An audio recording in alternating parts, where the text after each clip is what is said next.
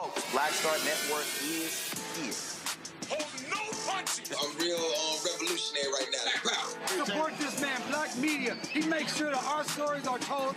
Thank you for being the voice of Black America, Roland. Stay black. I love y'all. All momentum we have now, we have to keep this going. The video looks phenomenal. See, this difference between Black Star Network and Black-owned media and something like CNN. You can't be Black-owned media and be scared. It's time to be smart. Bring your eyeballs home. You dig?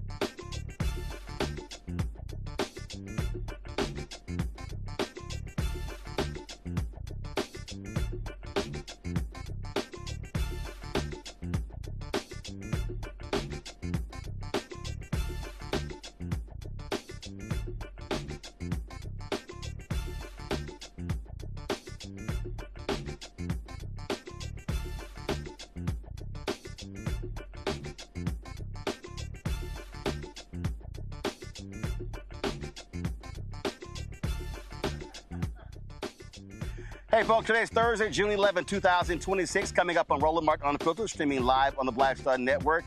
I am here in Nashville, Tennessee. NFL alumni is having their charity golf classic. A little bit later, they're still on a course. I had to leave, of course. And later in the show, we'll be hearing from Al Smith, a former Tennessee Titan great. Also, Marcus Allen, Javon Curse, as well as Eric Dickerson, Robert Brazile, Jackson State great, who's in the Hall of Fame, played with the Houston Oilers. And so we'll chat with all of them about the great work that's being done with the charities, the children's charities, with the NFL alumni. Also on today's show, we'll talk with the attorney of Florida A&M. They are suing for the billions that they are owed from the state of Florida. And remember, the Biden administration said HBCUs were owed some $13 billion as a result of these states cheating them. And so Florida A&M students and alumni are participating in a lawsuit to try to get their money. Also on today's show, Bishop William Barber is going to be joining us, talking about how we must mobilize and organize, but more importantly, be trained to do so. Also on today's show, Fisk University says they want to put a data center on campus. A lot of people say they don't want that on their campus. One of them, State Representative Justin Jones, said his class on the dangers of AI was canceled by Fisk as a result of his criticism of this data center. Also, what happened to Daniel Dale? He was a fact checker who was holding Donald Trump accountable. He hasn't been on the air for 3 months. Why is CNN scared to have him fact check the lying occupant of the Oval Office? Also on today's show, the Florida State Supreme Court says, screw the law. We don't have jurisdiction over state courts. But you're the Florida Supreme Court. Yo, it's absolutely crazy. Lots for us to talk about on the show. It's time to bring the funk. I'm Roland Martin Unfiltered on the Black Star Network. Let's go. He's got it. Whatever the miss, he's on it. Whatever it is, he's got the scoop, the fact, the find. And when it breaks, he's right on time and it's rolling. Best believe he's knowing. Putting it down from sports to news to politics. With entertainment just for kicks, he's rolling. It's on go, y'all. It's Roland Martin, yeah. Rolling with Roland now. He's funky, he's fresh, he's real, the best, you know he's Roland Martin now.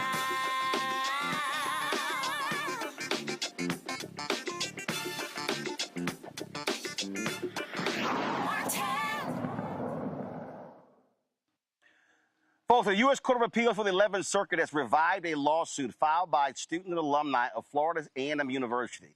They are suing, saying their university has been cheated out of some $2 billion that was supposed to owe to them over a period of 30 years. You might recall the Biden administration sent letters to a number of states saying that HBCU land-grant institutions were being shortchanged by those states. Money that was sent from the federal government to those states, and it's supposed to go to those land-grant institutions. What these states did was they sent that money to the white land-grant institutions. And so, in 2023, this lawsuit was filed because the current and former students argued that the lingering effects of the state's dual education, higher education system has deprived FAMU of critical resources. Their attorney, Josh Dubin, joins us right now. Josh, glad to have you here.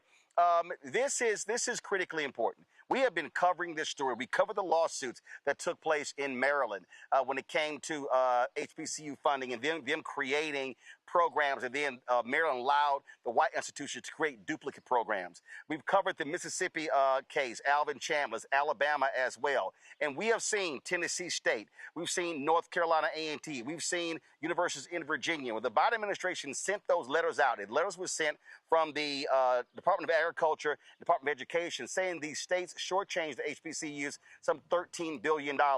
And so is your lawsuit, is it specific to that money owed, or is it a broader pool of money you're looking at? Oh, it's specific to that money owed, and potentially more. It's interesting that you mentioned the letter that went to Governor DeSantis. It literally was sent, I think, 3 or 4 days prior to me arguing the motion to dismiss before the judge in federal court in Tallahassee. So you better believe I used it. And look, it's all based on readily available public information. I think that it was shocking to me that the case was dismissed in the first place. So I'm just relieved and grateful on behalf of these brave students that I'm representing that we're going to be back in court and proceeding with this trial. And the thing here, the letters were very specific, saying that the money was owed for a certain period of time. I think it was 1987, and I forgot when it ended. And the reason that's important for people to understand is that it was defined. And when we were in Tennessee fighting for the funding there, the folks in Tennessee said they were owed additional millions. And what's crazy is you've got right now at Tuskegee, the students complaining about not having enough dormitories. The legislators were complaining at Tennessee State saying, why are you putting these students in hotels as opposed to dormitories?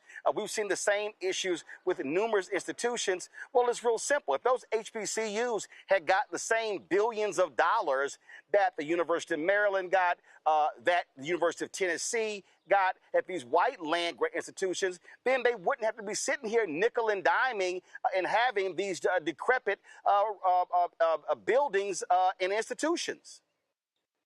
Yeah, listen, I'm a proud Florida State Seminole. I had many dear friends that went to FAMU, and it's no secret, it's in plain sight that the campus is falling apart.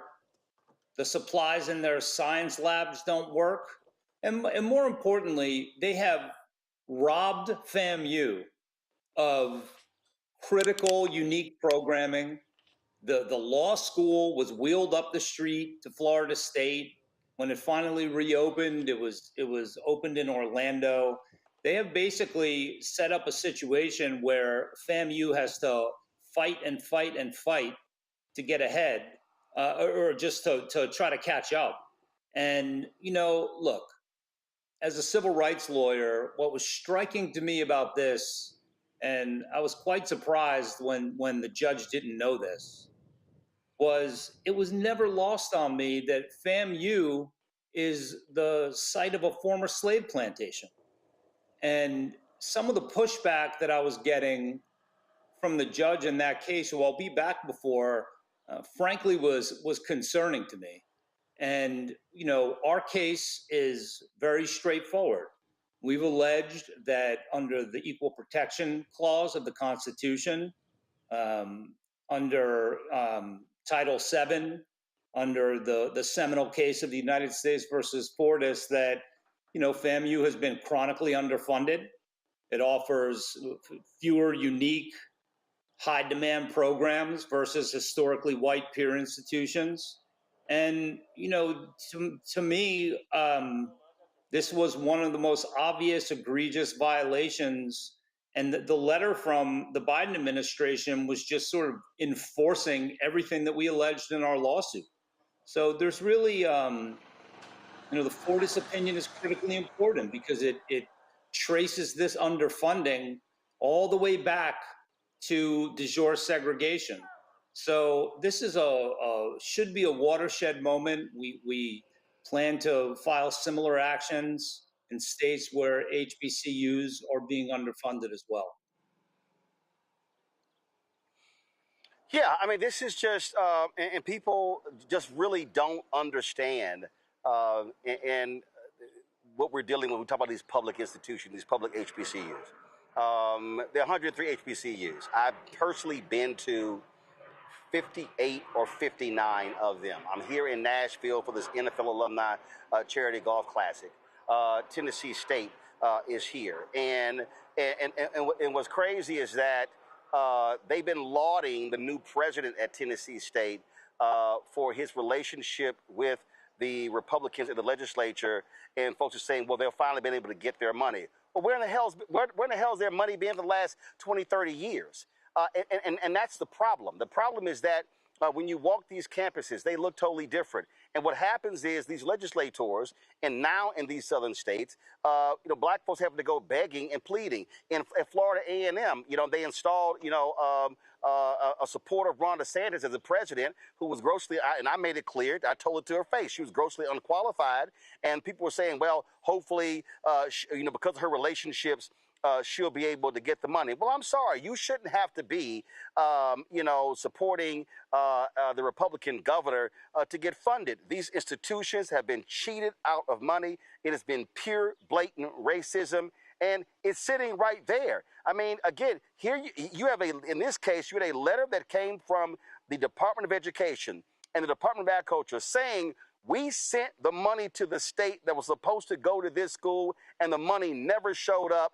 That means the legislature took that money, which was supposed to go to Florida A&M, supposed to go to Tennessee State, supposed to go to Fort Valley State and Prairie View and all these schools, and said, no, we're going to spend it elsewhere. And that is pure racism and discrimination against these HBCUs. Well, let's talk about what elsewhere means. The only other land-grant institution in Florida is the University of Florida. And when you start comparing the average per student allocation of money to University of Florida, which is a traditionally white institution, it pales in comparison. And it's interesting.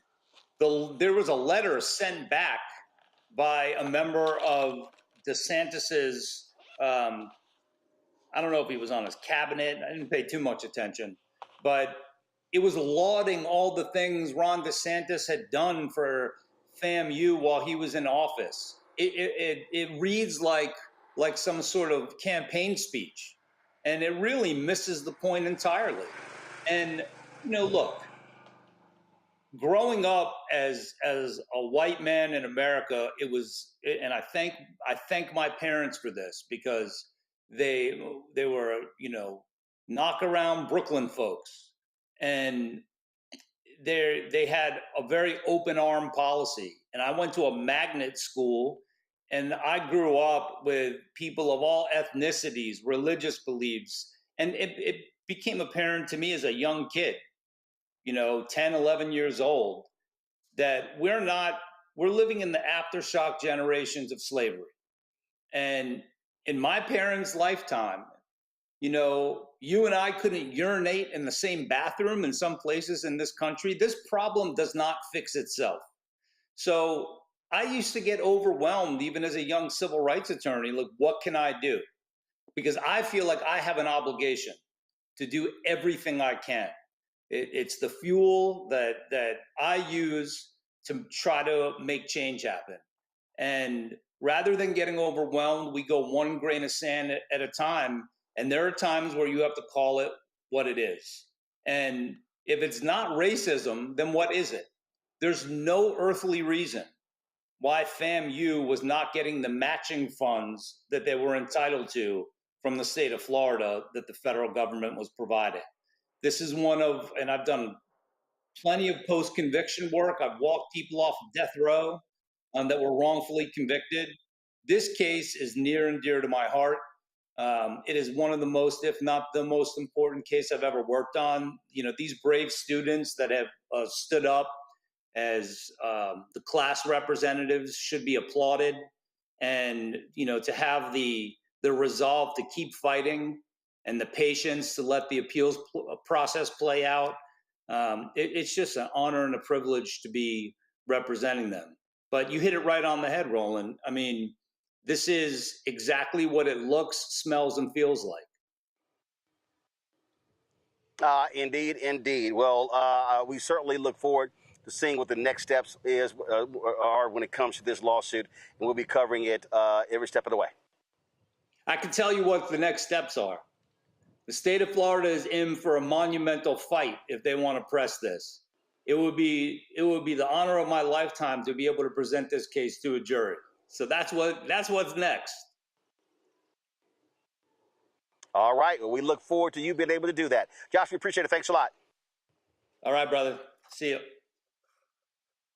Thank you very much. I'm going to bring in my panel right now, Cameron Trimble. He is CEO, Hip Politics Media, former White House Senior Advisor, Dr. Larry J. Walker, Associate Professor, University of Central Florida, out of Orlando, Dr. Greg Carr, Department of Afro-American Studies at Howard University, Washington, D.C. Greg, I'll start with you. Like I said, you know, we have covered these stories, and it is undeniable. It is undeniable racism and bigotry that we're seeing this.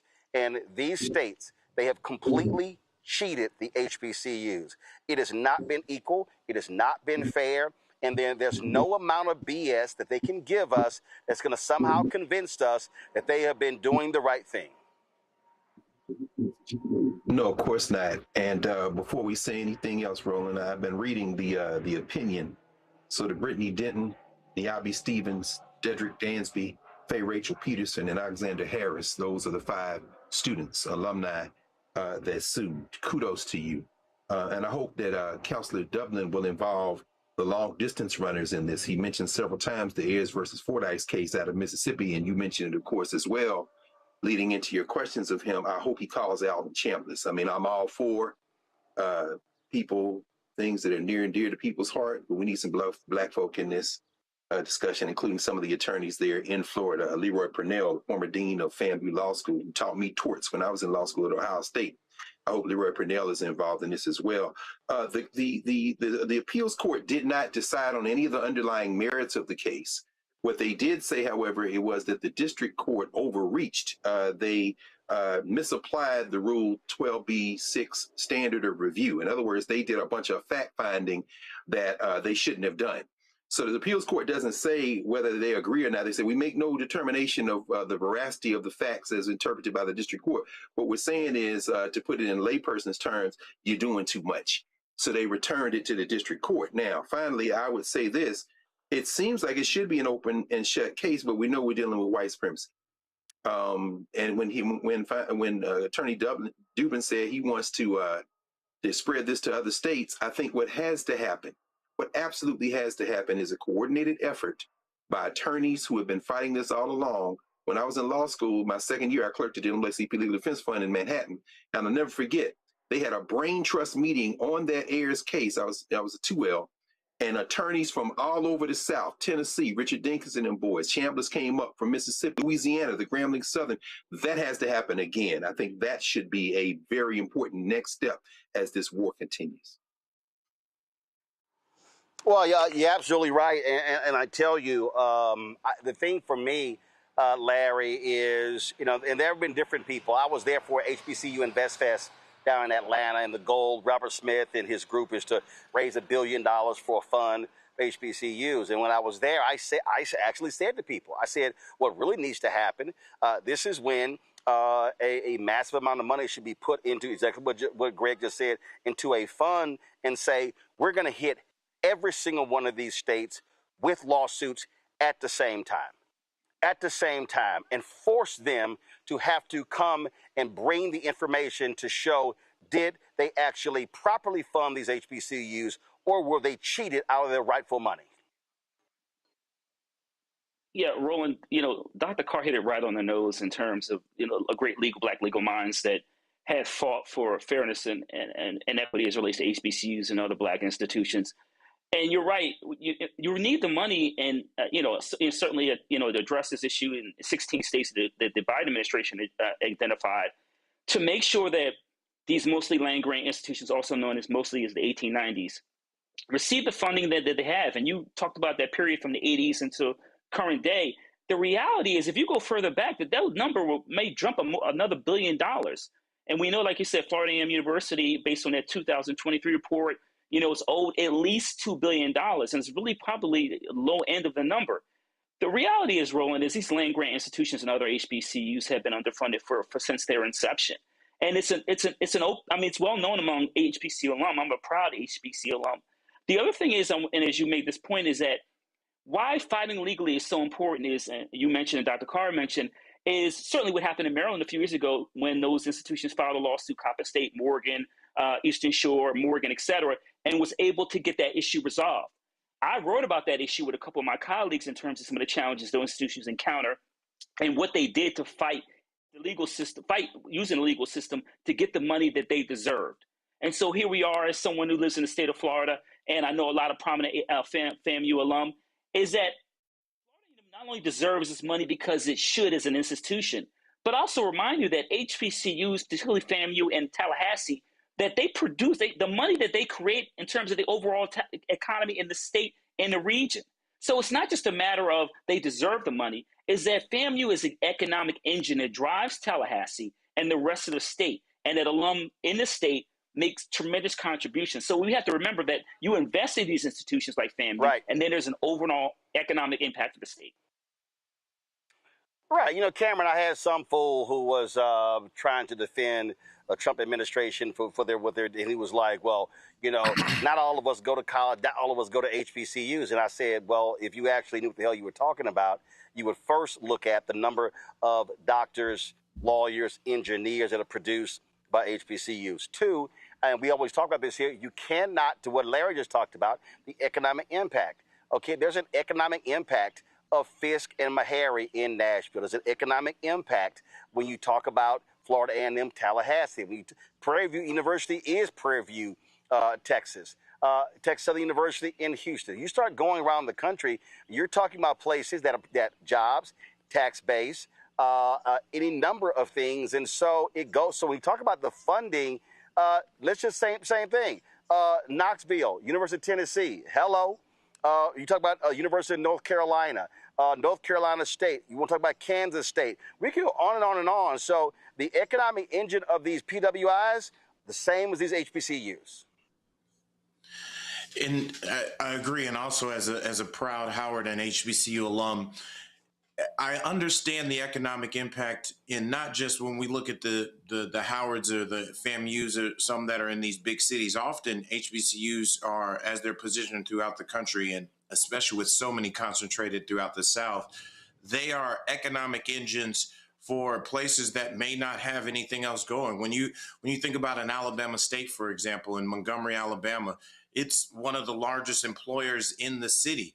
And if this money at a government level is being denied systematically over decades for these universities, not only are you not attracting more students who also provide both education and financial support to that area if they're students. But then when you think about the alumni base that you would have created in those who are in higher paying jobs, more professional jobs that not only go back to wherever they are home, but most of these HBCUs draw from states and draw from their local regions. So it would seem it would behoove government, if they were thinking, if it wasn't racist and they were thinking more forwardly, they would realize like, hey, by investing in these HBCUs and by making sure we're getting them the money so they can increase their enrollment, increase their impact, be able to not just draw local students, be able to draw students from overseas. There's so many different, the multiple layers of the economic impact that HBCUs provide to their both local communities and to the country. Absolutely. All right, folks, so tight. 1 second. Got to go to a break. We'll be right back. Roland Martin Unfiltered right here on the Black Star Network. All right, folks, let me tell you about Chapter. Now, if you're on Medicare or about to be, the system is not set up to work for you. Too much fine print, too many plans, and too many people making money off of your confusion. And look, we're used to this. We're no strangers to systems that don't have our best interests at heart. But we don't have to accept it when it comes to Medicare. That's why I'm telling you about Chapter. Their advisors are independent and honest. In fact, they're the only Medicare advisors that compare every plan nationwide. And they're focused on one thing: what works for you. If there's a better plan out there, they'll find it. If you're already in the right one, they'll tell you that too. There are no games. Just last year, people who switched with Chapter saved an average of $1,100. It's 20 minutes and a real person. It's completely free. My parents actually have already called. My mom sent me a text. Folks, give Chapter a call at 724-264-8281, 724-264-8281, and connect with someone you can trust. Folks, these are the kind of services that we need for our audience here at Roland Martin Unfiltered and the Black Star Network. So call Chapter right now, 724-264-8281. A decade of love, joy, and power. Black Voters Matter is 10 years old, and we are just getting started. This is love with a purpose. This is Black joy in motion. This is unstoppable power. Across campuses, neighborhoods, and back roads. Let's go! We show up not just to vote, but to be seen, to be heard, to belong. We ride together, we organize together. We remind each other that our voices matter, because they always have. Black Voters Matter is about more than ballots. It's about housing and healthcare, clean water and living wages, education, reproductive freedom, and dignity. It's about turning pain into action, turning belief into movement, turning community into power. We don't wait to be invited. We bring the energy. We bring the love. We bring the people. Because when Black communities come together, we don't just survive, we thrive. This is how change happens. This is how history moves. We organize, we build, we win. With medicine and science under attack, I want to keep you and your family informed and healthy. I'm Dr. Ebony Hilton, and I knew at the age of 8 that I wanted to be a doctor. So I studied hard and became the first African-American female anesthesiologist hired at the Medical University of South Carolina since its opening in 1824. And I always say I was made into a doctor, but I was born to be a mom. And as a new mom, wife, sister, daughter, and friend, I understand how frightening a medical crisis can be. I care for individuals on some of the worst days of their lives, and it's my mission to provide you with a safe space to gain clarity on issues affecting your mind, body, and soul. I recognize that there are health disparities, particularly as it pertains to race, and I want to help bridge the gap between you and your healthcare providers. Join me every Thursday for Second Opinion on the Black Star Network, where each week I'll invite experts from various medical fields to share the latest health news. We'll discuss topics such as the vaccine debate, mental and sexual health, medical bias, infertility, menopause, andropause, nutrition, and aging. Together with my medical colleagues, we aim to provide you with a second opinion. Don't miss it, Thursdays only on the Black Star Network.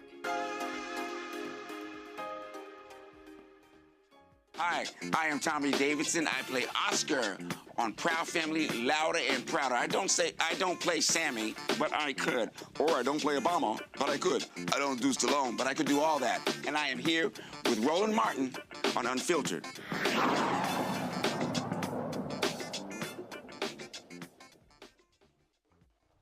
All right, folks. Today, Black Voters Matter launched a new initiative that really is bringing together this whole media ecosystem along with activism. It's called the Declaration of a New Nation. It is a series as part of their ongoing effort to strengthen Black political power and civic engagement. April England Albright, Chief of Staff, co-founder of Black Voters Matter, joins us right now. April, glad to have you back. So walk us through exactly what is this Declaration of a New Nation. Well, there are, in our work that we do at Black Voters Matter, what we try to do is have a build and defend aspect to our work. And so when we see this type of, onslaught of oppressive activities that are happening at the state and federal level, we are challenged with whether or not what we have existing in the 14th Amendment, the 13th Amendment, and the 15th Amendment is all that we need. And so we have been, creating and trying to garner up the same type of movement that occurred in the Negro conventions in the 1800s that led to the passage of the 14th Amendment. We need to start reimagining what this country and its governing documents look like. We know that there are aggressive efforts on the other side to redefine this nation into a nation that existed in 1776. But we're creating a program to help Black imaginations to start to think about what is America going to be beyond this, beyond the 14th Amendment, in order to make sure that our protections are not linked to just the benevolence of people. And so this program that we're launching, Declaration of a New Nation, we call it that because that's what we're calling on our community to start thinking about. How do we create an America that will enshrine our protections regardless of who is in power? Okay, so when you say a program, okay, again, explain what is the actual program, and how does the regular everyday person be involved in that?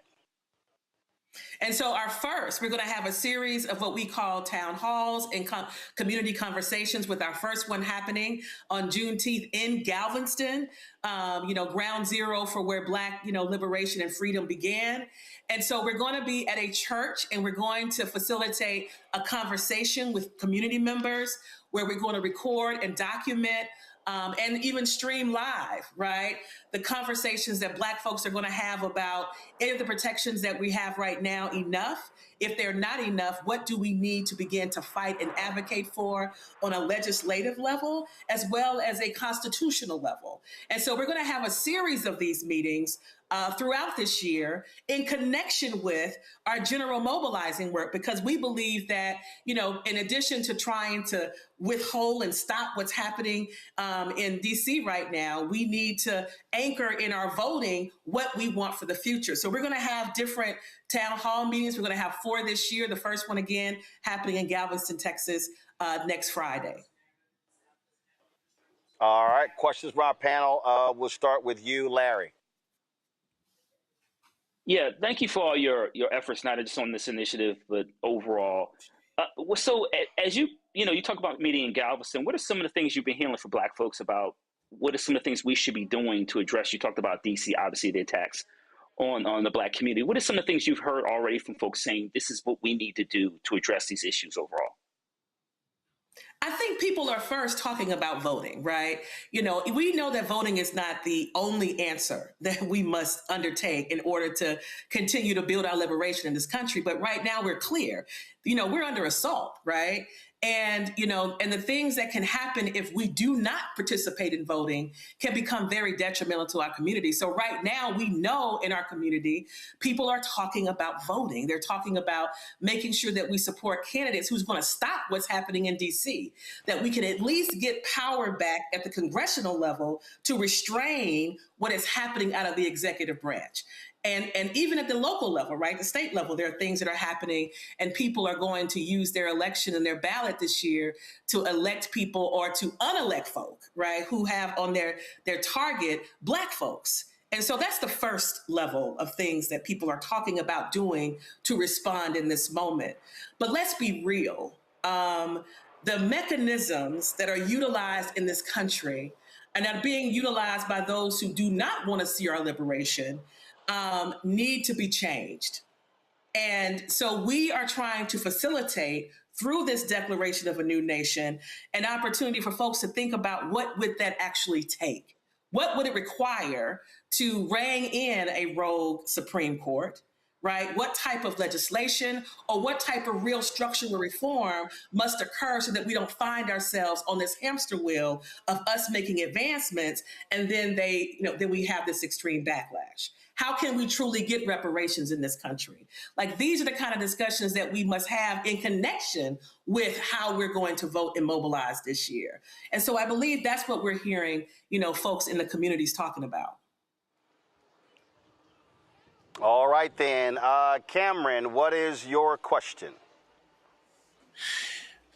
I am so excited about this this program and initiative. I think, as a digital media and a digital strategist, understanding the power of media with Black folks, with culture, understanding that controlling our narrative is so important.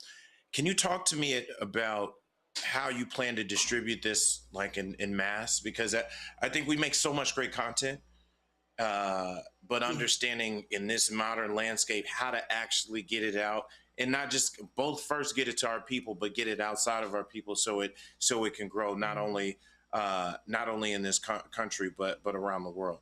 So what's your distribution plan like? How do you plan to get it out? Mm-hmm. So one of the things that we want to do is we do want to have it in the community, because you're absolutely right. There is not a person in this country or this world, quite frankly, that is not touching their device, right? And so we do intend to have these meetings, and we do intend for them to be live streamed. And we do intend to, break them down, and of course we circulate them. But we're also going to have a 4-part docuseries where we talk to some serious activists and scholars like, Dr. Cheryl, Eifel and others who are dealing with questions around the 14th Amendment and its restrictions and its limitations and where it needs to go. And so we do plan to do a docuseries that we will ultimately distribute and try, of course, to get on larger platforms. As you saw probably last week, Brother Roland really did help us get our documentary out. And so we'll be relying on different kind of platforms to get our docuseries out. And of course, we'll be doing our social media. As we said in our news announcement, we'll do a social media campaign where we'll be doing carousels and information grams, vignette videos that talk about not only the history around the Constitution and its limitations, but actually reimagining what some of these constitutional amendments could say and look like and do if, in fact, we did have a Constitution that truly reflected and was also created by us. And so we definitely want this to be a part. It is a narrative shifting campaign this year. And of course, next year, we'll continue to grow and bolster and expand the vision. But this year, it really is just trying to spark debate, quite frankly, spark debate in our community, have those debates in churches and community centers on the ground in communities, but also try to bring those same debates into the social media environment. And so we'll be doing that through, episodes. We'll be doing it through our own podcast that we have to try to continue to bring forth that debate and discussion around this very important issue. All right, Greg Carr. Thank you, Roland, and thank you, April. This is very exciting. I add my enthusiasm to what Larry Cameron said. I'm glad to hear debate in this conversation. We know, you know better than most, that much of what has been interpreted in those so-called Reconstruction Amendments is basically judges and everything they do with plain language. It's them trying to narrow our rights. That having been said, and I'm also glad to hear you mention the convention movement, because, of course, one of the great debates there was whether or not we should abandon this whole project to begin with. So I'm glad to hear debate at the corner of this. We were at Reedy actually last Juneteenth. That was the day that, of course, former President Biden was there. So it's also exciting to hear he be there. My question is very simple.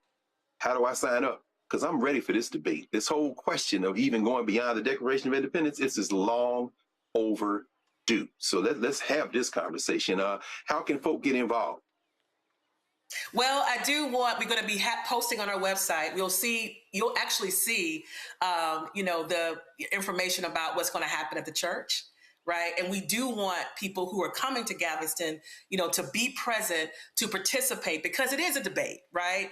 It is the debates that we need to begin to happen. It's the same debates that happen in the convention. How do we get our freedom in this country? How do we really have, perpetual freedom and liberation in this country? And so we are going to have a debate about what that means and allow for Black folks in this century, right, to start to have that discussion about what does a new nation really look like for us that enshrines our rights. And so the first discussion will happen, at that very monumental historical church in Galveston. And we chose that church and we chose Galveston for a very particular reason, because we know they're going to be celebrating 250 years of this country on July the 4th, but we're going to start talking about our liberation at a time when we believed our freedom began in this country. And so we chose Galveston for that reason. And then the other, of course, community conversations and town halls will be advertised similarly, right? But we are at a different time period, because we do know, as we saw, we've been seeing recently this hostile reaction from white folks to our liberation. So we do want to make sure that we are secure, but we will be putting out information so people will know how they can get engaged online, because not only will the people present at the church next Friday be able to participate in the discussion, but we also are going to try to make sure that the discussion can go also online, which is why we're streaming it, so people can also participate and have their voices recorded, and also their concerns, right, recorded. And this is not a future, even though it is a Black futurist thing that we're talking about now, it is also our present, because we can't continue to just resist and fight against what we don't want. We have to begin to build and conceptualize collectively of what we do want. We have a history of doing that. And every time we've done that collectively as a people, this country has moved or expanded its concept of democracy. It's our turn in this century to begin to imagine, because the imagination is the first revolutionary act of any movement. So that's what we hope to spark in this, is to get away from just responding and get into building and creating something new collectively. All right then, April, we surely appreciate it. Look forward to it. Thanks a lot.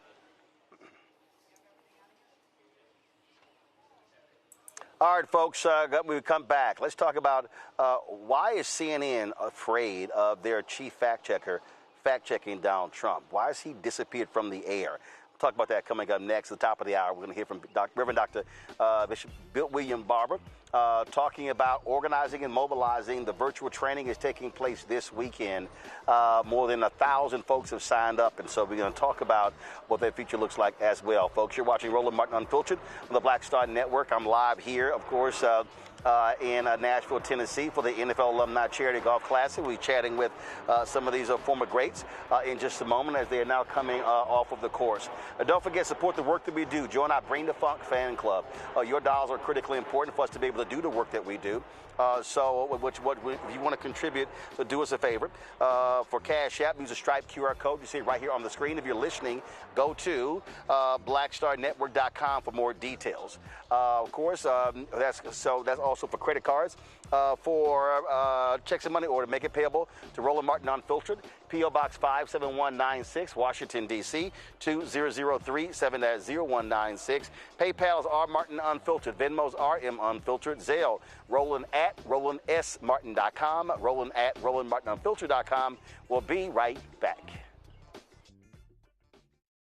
All right, folks, let me tell you about Chapter. Now, if you're in Medicare or about to be, the system is not set up to work for you. Too much fine print, too many plans, and too many people making money off of your confusion. And look, we're used to this. We're no strangers to systems that don't have our best interests at heart. But we don't have to accept it when it comes to Medicare. That's why I'm telling you about Chapter. Their advisors are independent and honest. In fact, they're the only Medicare advisors that compare every plan nationwide.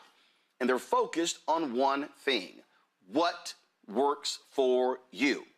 If there's a better plan out there, they'll find it. If you're already in the right one, they'll tell you that too. There are no games. Just last year, people who switched with Chapter saved an average of $1,100. It's 20 minutes and a real person. It's completely free. My parents actually have already called. My mom sent me a text. Folks, give Chapter a call at 724-264-8281,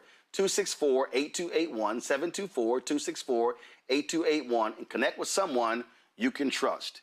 Folks, these are the kind of services that we need for our audience here at Roland Martin Unfiltered and the Black Star Network. So call Chapter right now, 724-264-8281.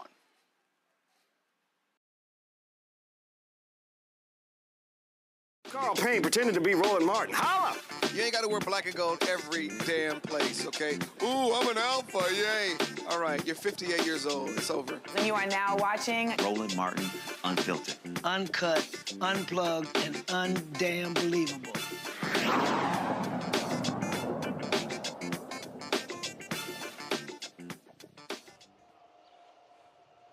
Folks, we are living in a day when mainstream media is scared to death. They are weak, and the right wing is owning all of it.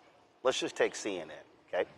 It was 3 months ago when David Ellison announced they were making this bid for Warner Discovery. And so what did they end up doing? They ended up beating out Netflix, really because Trump put his thumb on the scale and made clear that they were only going to approve their acquisition.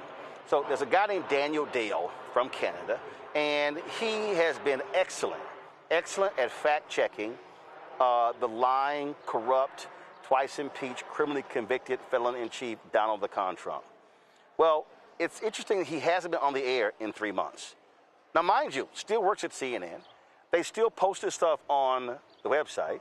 He's posting on social. They do these other social videos, but he literally has not been on any show at all in 3 months. Guys, I worked at CNN for 6 years.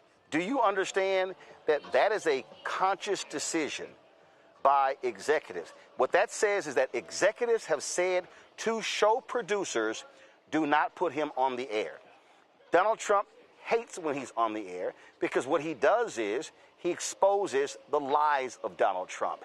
He goes fact by fact by fact. And every time he lies, he exposes them. Now, you would think that a news network that claims that they are unbiased, they are objective, would want for the truth to be told. But that's not what's going on here. They don't want to be on the bad side of Donald Trump.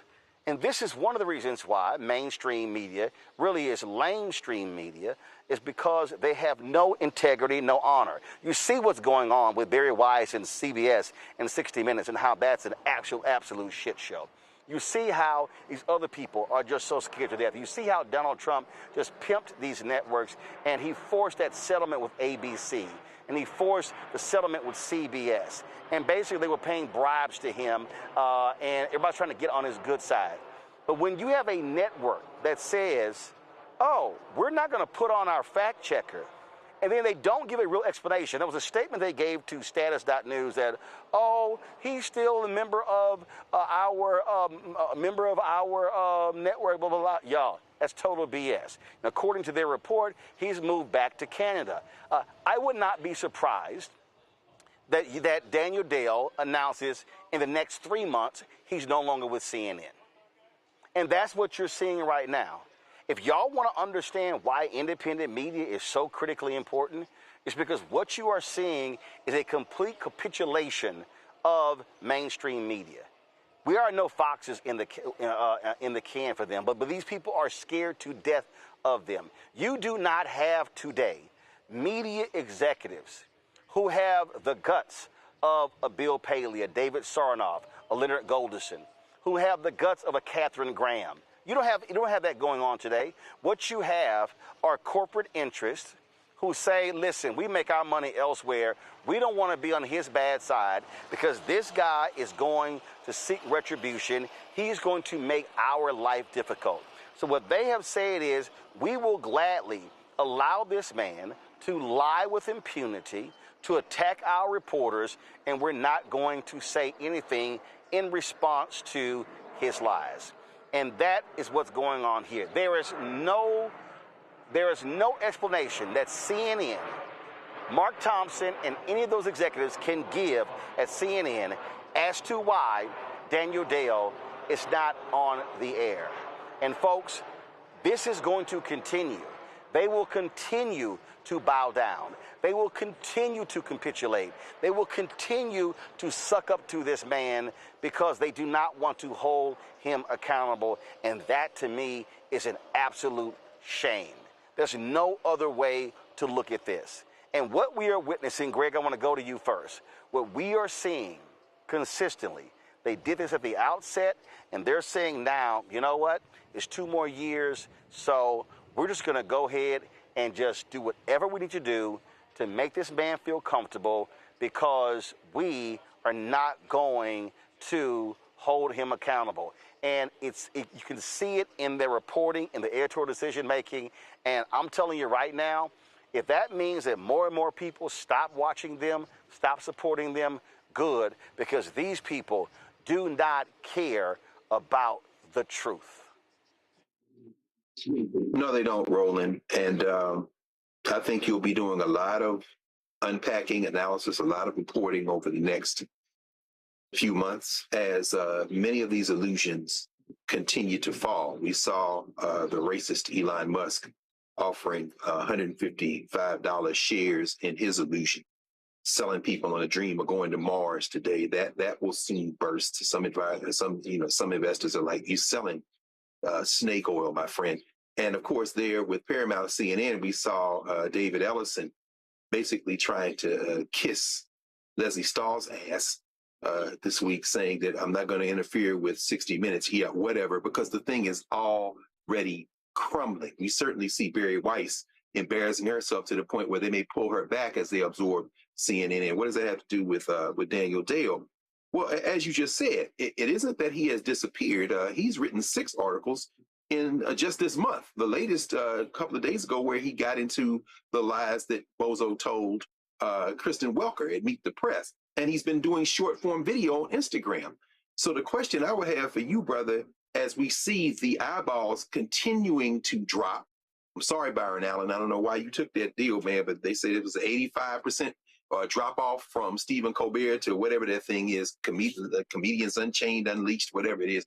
As people turn away from broadcast media, now cable television, I guess my question to you, as we see people following suit with what you've already done, whether it be Zateo or whoever else has been put off of those platforms, my question to you is, does Daniel Dale, does this quote unquote disappearance, does this shifting of where he has appeared from camera to the digital platforms, to the writing he continues to do, is it a big deal?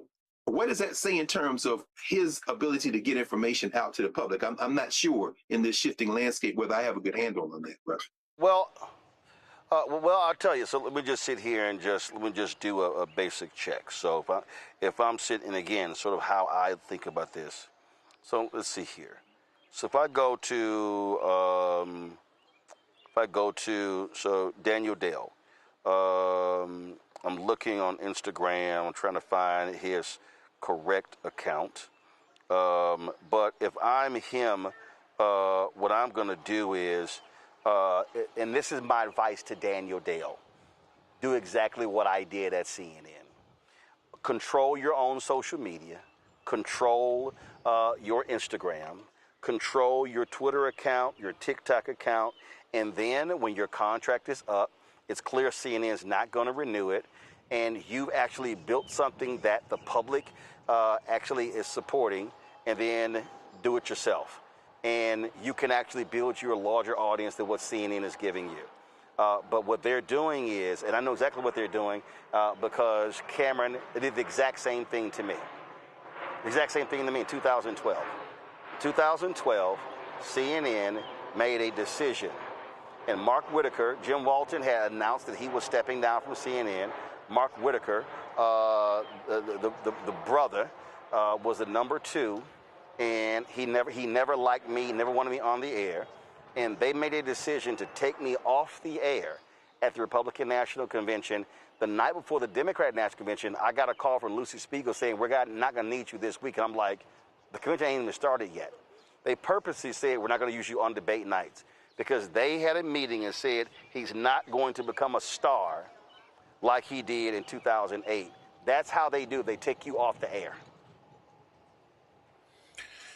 That can be one of the most freeing things for Daniel Day.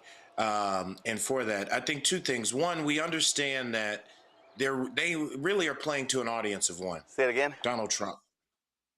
They're playing to an audience of one, Donald Trump, and they know Trump. It's famous to be reported that he sits and spends hours with multiple television screens, Fox, MSNBC, CNN, looking at, and that's what controls him.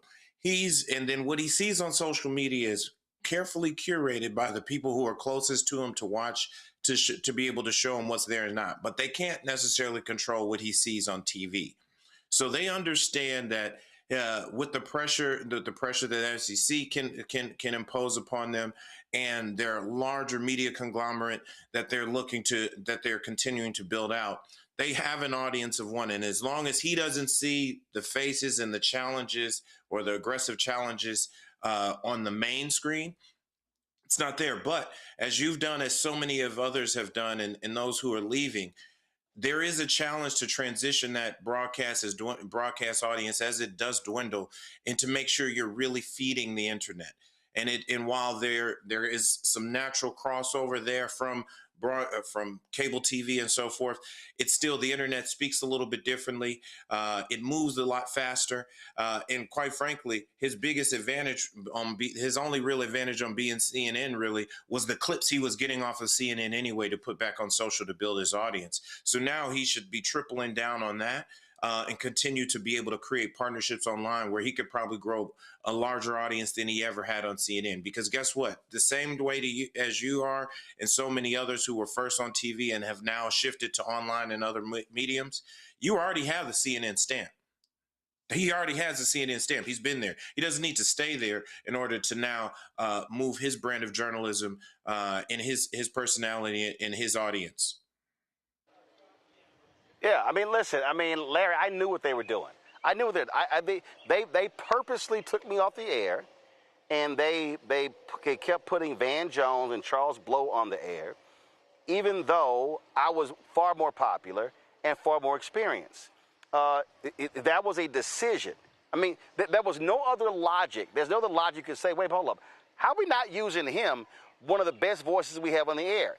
Because they literally had a meeting. And in the meeting, they said, we need to find out another Roland Martin. Somebody said, well, we already have Roland Martin. No, we need to find out another Roland Martin.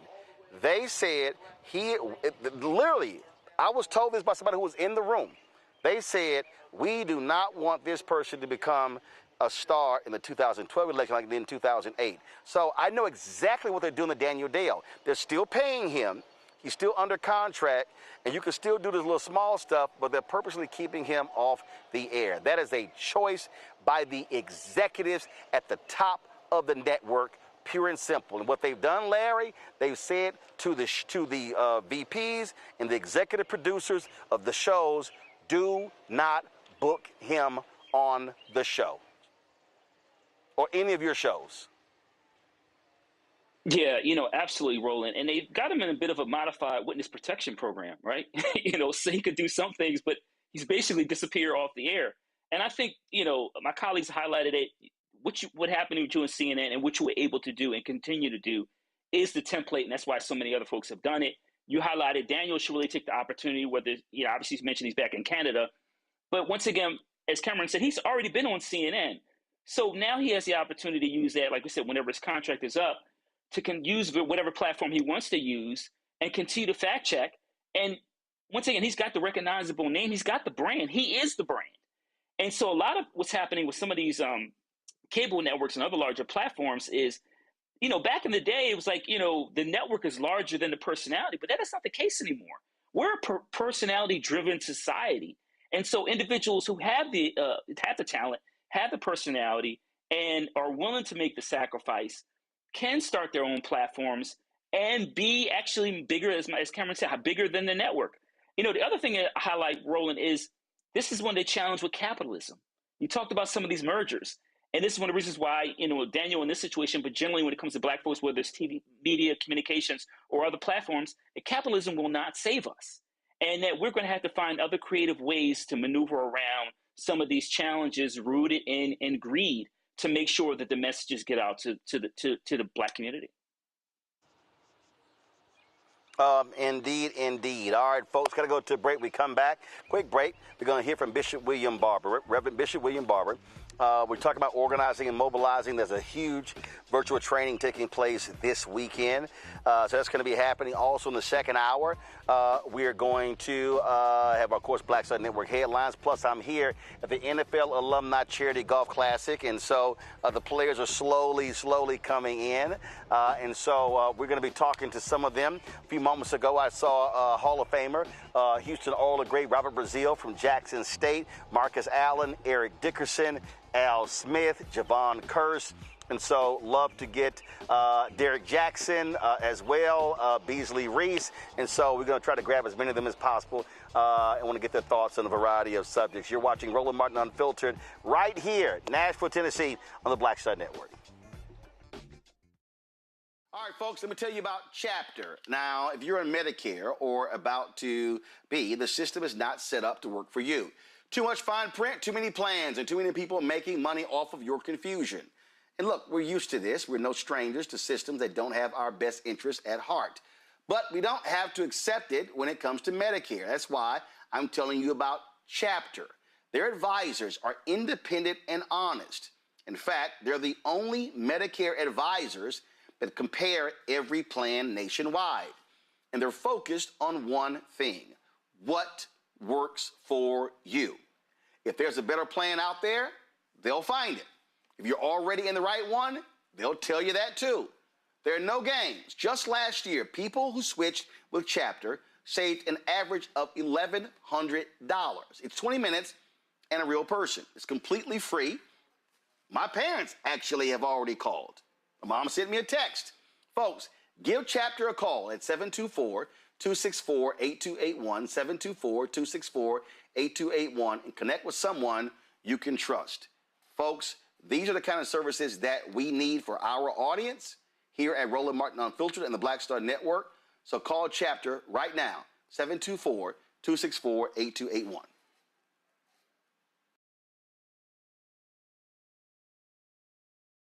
Hey, it's John Murray, the executive producer of the new Sherry Shepherd Talk Show. This is your boy, Earthquake. And you're tuned in to Roland Martin Unfiltered.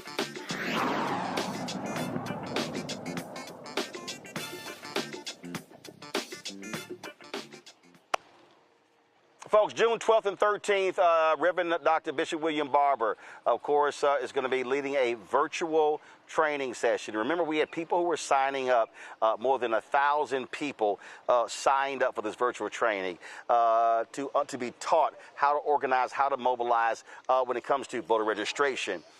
We are facing a critical election this year, but it's not just the election this year. It's really about how do we mobilize and organize and stay that way for 365 days a year. Bishop Barber joins us right now. Bishop, glad to have you on the show as always. Let's walk through this because the thing is this: people love to say we need this and we need that. We need folk to vote. We need folk to get registered. We need to be talking to people. Earlier we had April from Black Voters Matter talking about the series that they're going to be doing, these town halls around whatever. But one of the things that you and I always talk about is also we have to have data collection. We can't just have folks showing up and then they just go back home. We got to be able to reach them, hit them back, follow up, addresses, phone mails, social media. We have to be building out databases of people across the country, in states, in cities, in neighborhoods, in communities, down to the block, down to the street, down to the house. Exactly right, Roland. The extremists, nationalists, white nationalists, and others touched their people 12 times before the election, 12 times. And what we have to do and what we're doing, and by the way, I have a good announcement. We are almost at 2,000. The call that you and I made for black men to come and be trained is almost 2,000 now on this Saturday. And what we are having to do is first you have to educate people. You have to make sure they know what's at stake, but also what the laws are in every state, because voter registration may be different. Then you have to register them, then you have to mobilize them. And you have to be able to use both technology and the old way where you're going door to door. But when you just say vote, or we're going to get everybody to vote. It's almost an unreasonable thing to say, because you're not going to get 100%, but you're not after 100%. You got to know the data. So in some states, what we're really talking is moving 12%. In another state, 5%. Another state, 15%. Now, you want everybody, but I'm talking about to get you to 51% in general to transform district congressional elections. There are many states where the number of infrequent, not people that don't vote, they just vote infrequently because they're not talked to often enough, have the ability with just 10 or 15% of those people moving to fundamentally shift the election. So this Saturday, what we're doing is training these brothers in the first fundamentals. This is one group. We're also doing something with women. We're doing something with poor, low-wage people specifically. But this group is black men and what they can do in communities. And we're talking to them about, first of all, we're going to show them what the power really is. Because a lot of people think that this last election was some mandate, and it wasn't. You know, the president won by less than 2 million votes. 90 million people didn't stay at home. In 7 states, 7 million people stayed home. If just 10% to 20% of those had voted, different election. That's the reality that we're dealing with, Roland. The Congress that we have exists because of just under 7,000 votes, with 90 million people staying home.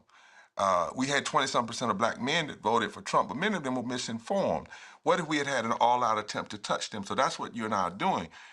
We're going to train them what their real power is. Then we're going to show them the numbers, the actual numbers in about 16 states, and how just 10 to 12% shifting would change things. That way, they feel like we can make a difference. Then we're going to show them the process for how many people have been hurt through the recent bad public policy, because that's who you have to go get. If 20 million people lost their health insurance, you got to mobilize those folk to vote, because they are mobilized now because they're hurting. But you have to talk to them. If people lost their SNAP, you have to talk to them.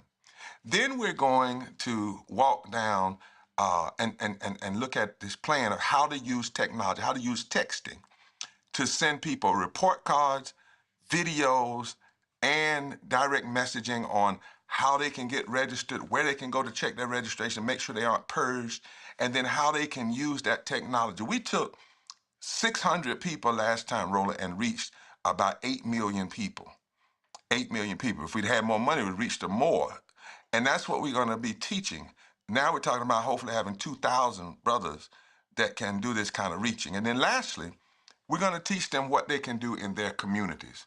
For instance, I believe, and I say this very clearly on your show, that what we need right now is not, say, a march on Washington, but a march on the polls. What if we were to organize in every state, the first day of early voting in every state, marches from HBCUs, from churches, from lodges, from community buildings, just marches right there, straight to the polls, particularly in the states where you can register and vote the same day.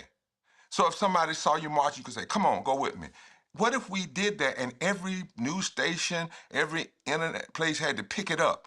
You've got 1,000 marches going on across the country in these local communities. Well, brothers could do that. They could organize it. They could work with those HBCUs. The fraternities could do it. The sororities could do it. The lodges could do it.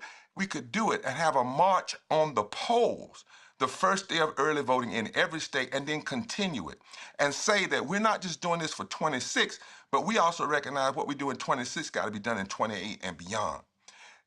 This is the kind of mobilization, and that also could be mass education, because it would be picked up everywhere in the media, and people would say, wait a minute, this early voting, why are people marching? We did that when Obama ran in 2008. We marched in North Carolina, the first day of early voting, every HBCU in place. We turned out 1.5 million new voters, Roland. We didn't have a big march at the state capitol. We did those marches like that in the non-election year. But in the election year, we put all our money. That's how he Yeah. That's how he won. That's how he won North Carolina about 14. He won North Carolina about 14,100 votes. Right. And it's because we focused on early voting and we marched, and it became news and people got into it. It became a fad, if you will, a thing.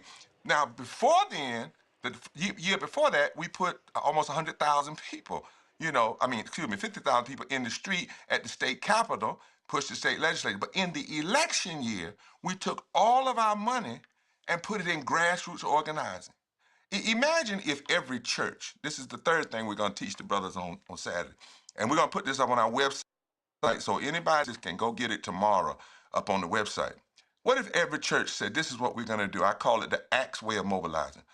We're going to take the area 2 miles around. First of all, we're going to start in the church. Every person over 18 in this church is going to vote. Then we're going to do 2 miles around the church building, get the folk there. Then we're going to go 5 miles, and then we're going to go 10 miles. But we're going to start with everything. So take a church that's got 20,000 members. If that pastor made sure all of those persons went, and then everybody within a mile radius around that church, now you're getting into micro-organizing. That is what is needed. Right. It's all, and that's the thing. And listen, I've made this clear. I'm sick and tired. People hit me up. Hey, Roland, are you going to cover this march? First thing I say is, what's the purpose of the march? Right. And if they cannot explain, if they can't explain to me the purpose of the march, if they cannot tie that march to a plan of action that's very specific, I'm not doing it. And I've had people reach out to me for a lot of these civil rights anniversaries, and I've said this, and I've said to people, I said, folks, I'm not trying to be difficult. I said, I'm not going to another one of these gatherings that doesn't serve a purpose. Right.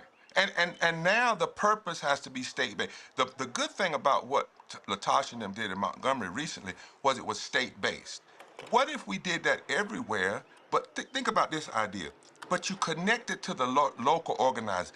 It's not that we have to come and save the South. We need to empower the people that have been fighting all their lives in the South. That's what Amelia Boynton, they had been fighting 40 years before John Lewis and them got there. But what if you planned it, you had them on say, the first day of early voting. So you have a mass gathering, say at 10 o'clock, and then everybody releases and walks to the polls and goes to the polls. And you got communities all over that state going to the polls at the same time, early voting. We fought for these early voting same-day registration. You don't have to just vote on election day. So all of our effort should be focused in how are we going to use the 10, 15, some places 20 days of early voting. And in some places, same-day registration, which means you don't even have to go register a person first and then come back and get them. You can take them one time doing early voting, and they can register and vote the same day. That's where our mobilizing has to focus, and that's the march we need to be focusing on. Multified marches and movement, micro level, in local communities, in the states. And that's what we're going to be training these brothers on Saturday. Question from each one of my panelists. I will start with Cameron. Hello, Reverend Barber. This is a amazing gathering you're doing here, and I love the strategy behind that you kind of explained of where this is going. My one question here is, how do we expand this? How do we expand this training and keep it going, not only through this election, but beyond? Because I think so many of these trainings these civic engagement trainings, and finding ways to make them interesting, and finding ways in this where folks are so entertainment driven, and, I'm on my phone, I need to scroll and so forth, and virtual trainings. I know it's trying to crack the code to keep people engaged the entire time. How do you plan to make sure we both keep it engaging and do more of these? Well, one thing with repairers of the breach, we recognize that if we're not talking about a 10-year strategy, we're not even talking right now. If all we're talking about is a midterm, it is the craziest thing ever. Because the mess we're in was a 50-year strategy. Started in 1968. So we're talking anything less than a 10-year strategy. And that's what I'm saying to other groups, and churches or other groups. We can't talk about just 26. We have to talk about 28 and 30 and 32, what this is really about. Secondly, I think what we have to do to keep people interested is to keep people focused on the level of pain that's been created and is being created. You know, I'm leaving for Germany in a week because I've been invited by the World Council of Churches to go to Germany because Germany is terrified right now. They never thought America would be seen as a predator geopolitical force. They're terrified. They knew Russia would and China would, but they never thought they would see the vice president go over and speak to a fascist group or Musk to go over and one report says give a Nazi salute. They're terrified. But the church over there is raising the question, what must we do? And I'm telling you, what ought to keep us focused is if we are clear about what's happening. The problem with that is sometimes we're not deeply teaching people what's really going on. And part of what we're going to be doing with these trainings, not just to Black men, but starting with Black Men Saturday, is making sure people actually know the battle that we're in. It's something about when you know the battle that you're in, your alarm clock doesn't wake you up in the morning. Purpose gets you up in the morning. Mm-hmm. That's what I think we have to make sure people are clear about. Yep. Yeah, Larry? Reverend Barber, thank you for all your work. I wanted you to talk about, in terms of how do people support your efforts, right? It takes resources to organize, take care of people. So is there a website or somewhere people go if they want to support your efforts? If they go to breachrepairs.org, repairs of the breach, and just click on the donate button, they can donate. We are certainly trying to build up about 20,000 monthly people who donate. If they just give $20 a month, $25 a month, it is so helpful to you're right, hard work, it costs, it's a must right now. You know, what I've tried to do is do it and say to folk, come join it. I don't wait till we get the money to do it. I don't know any other way. Roland and I talk about this other time, but just going out doing it. But yes, they can go to www.breachrepairs.org and click. It's easy to do and make a donation. I would ask people if you could do a monthly donation to the work that we're doing. We have 12,000 unique clergy followers now that we're training and how to use their congregation as organizing centers, not just as preaching centers. Preaching is important, but prophetic preaching has to preach and then put flesh on what is said. So we have that and many other things that are going on. Go to www.breachrepairs.org and become a monthly partner with us. Greg Carr. Thank you, Brother Roland, and it's always good to see you, Reverend Dr. Barber. Traveling Mercies, CPAC has been global for many years, and I'm glad that you getting into this global conversation because they don't plan based on countries. They plan based on the whole globe. So I'm glad to see you in the middle of that. Reverend Barber, as we think about political and cultural education, a lot of times, our folks get into conversations about voting, and the first thing some people will say is, well, what's in it for me? What will I get?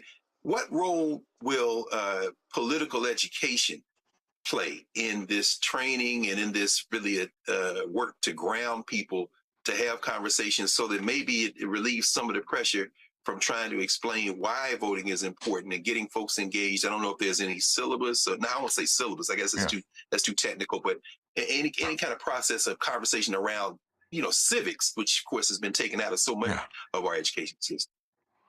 Well, part of what we're going to do Saturday and then afterwards going to publish it is what we call a third Reconstruction voting pattern. In other words, we just telling people to vote or even telling them to vote a particular party is not going to energize. In fact, it could actually be defeating because people could ride a coattail and get in and then turn around and hurt us. Remember, in 2020, when we were pushing the Preparers of Breach, Poor People's Campaign, and others for Biden and Harris to do three things: do the COVID relief, living wages, and the John Lewis voting at the same time while the things were hot. Some folks said, just back off. We'll get that done later. No, you can't back off. And what we need to be saying is not are we going to just vote, but what is the future we are voting for? Because we're not voting for normalcy now. We surely can't be voting just to go back to 2020 or even 2008. We're voting, what are we voting for? And you do that by looking at them. If we're not voting for a democracy that's going to do health care for all, if we're not voting for a democracy that's going to pass living wages that in one vote could lift 40% of black folk out of poverty and low wages, if we're not voting for those things, then just saying folk vote, it doesn't energize us. So you're right, Dr. Carr, have to have political education, because even in a time of crisis, even in a time of neo-fascism and nationalism, you still don't just vote. You don't just vote. You have to vote for a purpose. Go to and I tell everybody this. Last thing I'll say, Roland. And by the way, Brother Carr, if you got any notes about geopolitics, send them to me before I head to Germany. Just email me. But at the end of the put that in the syllabus. Okay, I am. At the end of the Selma to Montgomery March, Dr. King gave a list. He said, give us the ballot and we will do this. That's what's missing today. We get riled up and we get mad at Trump. No, it's not just voting because you don't like Trump, because Trump is a particular pawn in this moment, but he's not the system, right? He's not the system. He's the symptom of the system. He's like snot when you have a cold. He ain't the problem. He's the symptom of it. You wipe the snot. You got to do something deeper to get rid of the cold. And King went down a list. Give us the ballot, and we will do this. Give us the ballot. And that's the list we need right now, because that then will make politicians stand up and not just say, vote for me because I can run off a litany of what I'm against. What are you for?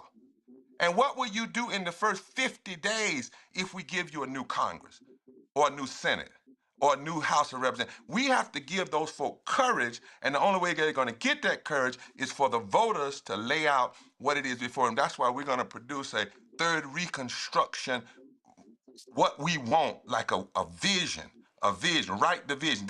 We are voting for this, not just to vote. Absolutely. I say that all the time, that we have to be educating people, that the phase that we're in right now is the educate, enlighten, inform phase.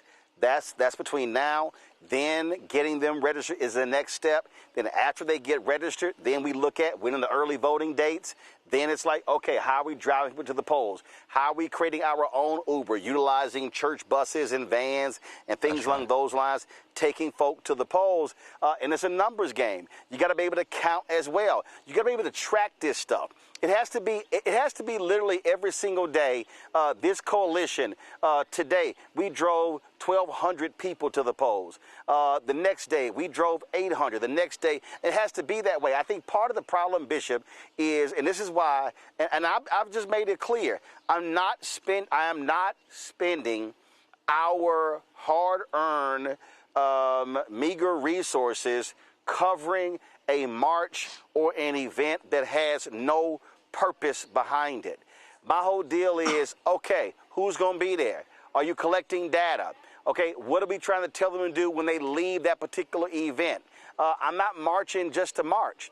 And where we have to be is to look at numbers. Okay, in this congressional race, in this mayoral race, in this state Senate race, how many votes did they get last time? Where are the people? How do we track it by precinct? Let's look at the data. In the last election, how many people in this precinct are eligible voters? How many of them actually voted? And then where do they live? You go target them with door knocking. That's the micro strategy. And so I'm tired of these people these civil rights organizations and leaders and other people and activists who want to have these broad things, which is about getting media attention. No, this is about literally results when we gather. Do you know that the guy who ran, the right, called the Pat Robertson, his organizer said this: my goal is for you to wake up on election day and be in a body bag and not know how you got there. Boom. That was his strategy. And that's why, Roland, we're hiring. You and I I'm hiring a brother, and he's put together a person who does campaigns. And we want these brothers that we're going to disperse training to begin to be leaders in their various communities, raising these same things, going to the community, talking about folk, coming together, these coalitions, and being micromanage, micro-focus, because it is in the micro where you find your power. The macro actually can make you think there's nothing we can do, because micro kind of says they won. I mean macro, but micro will say, wait a minute, they won, but only by 2 votes. And we know where 20 are. They won by 1,000 votes, but we 1,000 are. So micro actually will empower people. Macro sometimes disempowers people because it's only looking at the end result and not the data and how we got there and how we can get out of here. Folks, I want you to go to Repairs of the Breach website. Go to Repairs of the Breach website. If you have not signed up. And this is critically important. This is called doing the work. Okay? It's not just talking, it's doing the work. Bishop William Barber, we certainly appreciate you joining us. Thanks a lot. Thank you, my friend, always. God bless. All right, folks, it's time for Black Star Network Headlines with Brittany Noble.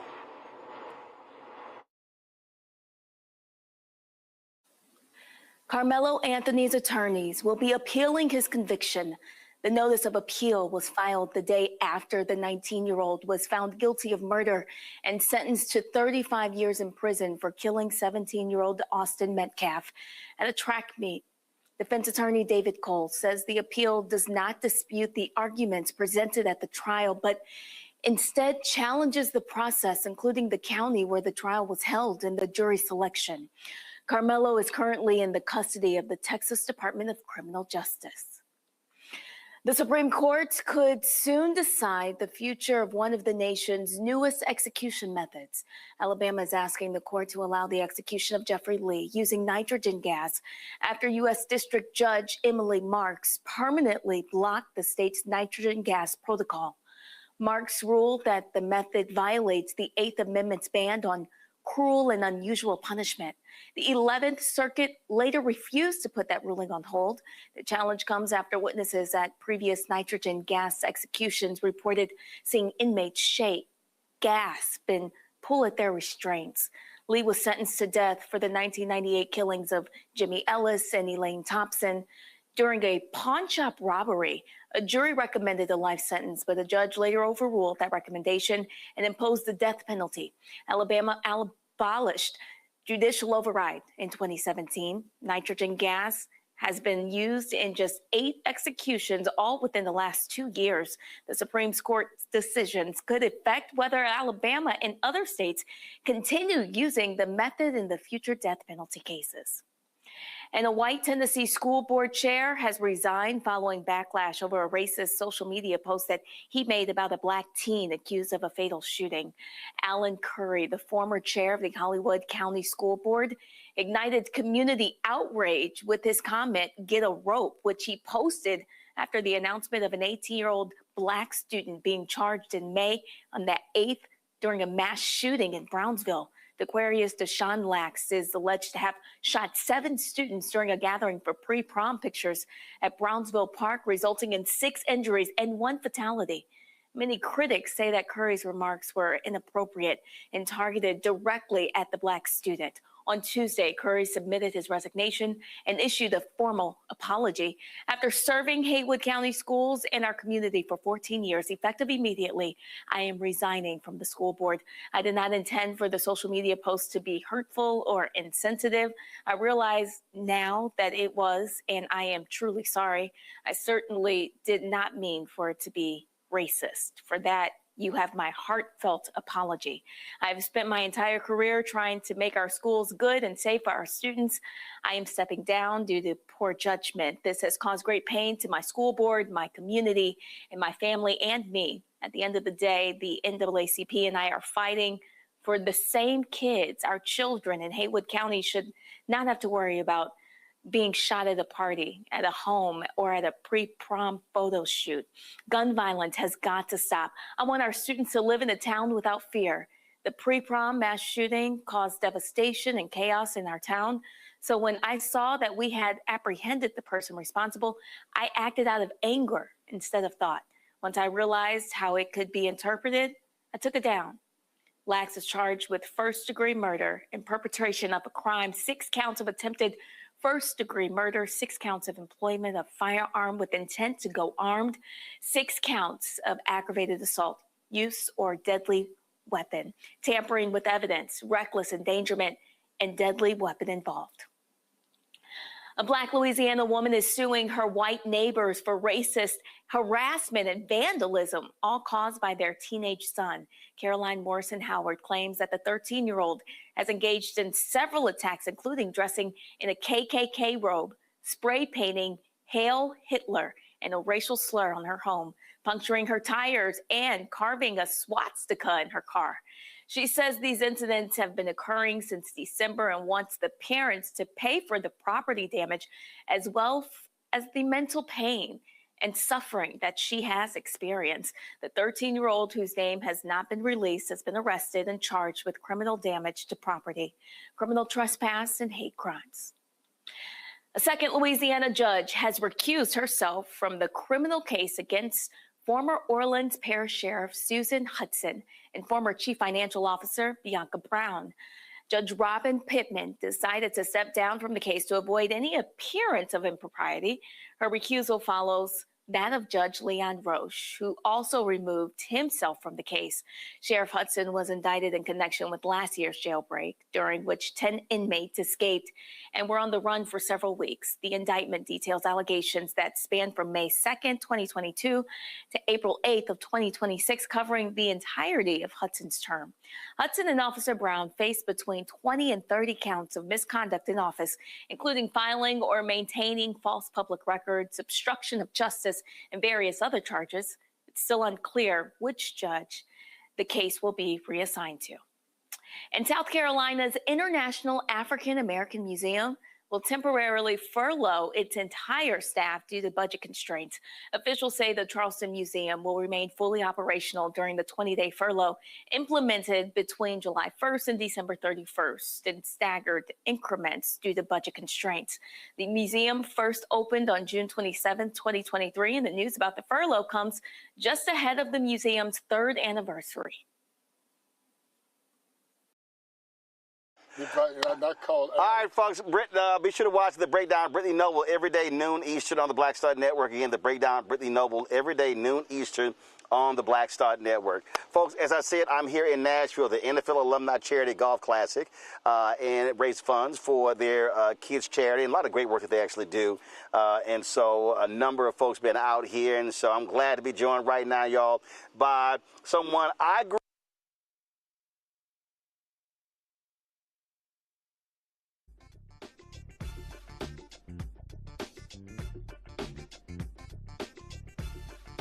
All right, folks, let me tell you about Chapter. Now, if you're on Medicare or about to be, the system is not set up to work for you.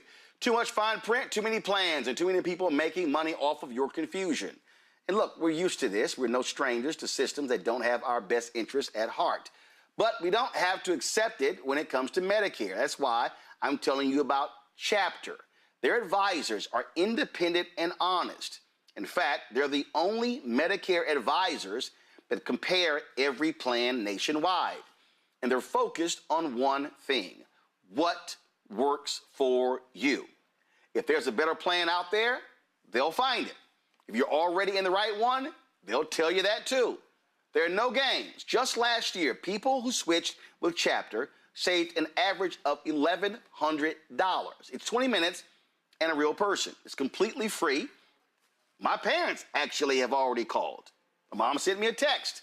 Folks, give Chapter a call at 724-264-8281, 724-264-8281, and connect with someone you can trust. Folks, these are the kind of services that we need for our audience here at Roland Martin Unfiltered and the Black Star Network. So call Chapter right now, 724-264-8281. A decade of love, joy, and power. Black Voters Matter is 10 years old, and we are just getting started. This is love with a purpose. This is Black joy in motion. This is unstoppable power. Across campuses, neighborhoods, and back roads. Let's go! We show up not just to vote, but to be seen, to be heard, to belong. We ride together, we organize together. We remind each other that our voices matter, because they always have. Black Voters Matter is about more than ballots. It's about housing and healthcare, clean water and living wages, education, reproductive freedom, and dignity. It's about turning pain into action, turning belief into movement, turning community into power. We don't wait to be invited. We bring the energy. We bring the love. We bring the people. Because when Black communities come together, we don't just survive, we thrive. This is how change happens.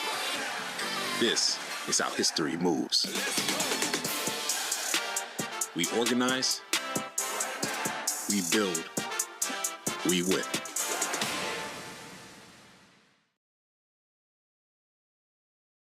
With medicine and science under attack, I want to keep you and your family informed and healthy. I'm Dr. Ebony Hilton, and I knew at the age of 8 that I wanted to be a doctor. So I studied hard and became the first African-American female anesthesiologist hired at the Medical University of South Carolina since its opening in 1824. And I always say I was made into a doctor, but I was born to be a mom. And as a new mom, wife, sister, daughter, and friend, I understand how frightening a medical crisis can be. I care for individuals on some of the worst days of their lives, and it's my mission to provide you with a safe space to gain clarity on issues affecting your mind, body, and soul. I recognize that there are health disparities, particularly as it pertains to race, and I want to help bridge the gap between you and your healthcare providers. Join me every Thursday for Second Opinion on the Black Star Network, where each week I'll invite experts from various medical fields to share the latest health news. We'll discuss topics such as the vaccine debate, mental and sexual health, medical bias, infertility, menopause, andropause, nutrition, and aging. Together with my medical colleagues, we aim to provide you with a second opinion. Don't miss it, Thursdays only on the Black Star Network. This is Essence Atkins. Mr. Love King of R&B, Raheem Devon. It's me, Sherry Shepard, and you know what you watch. You're watching Roland Martin, Unfiltered.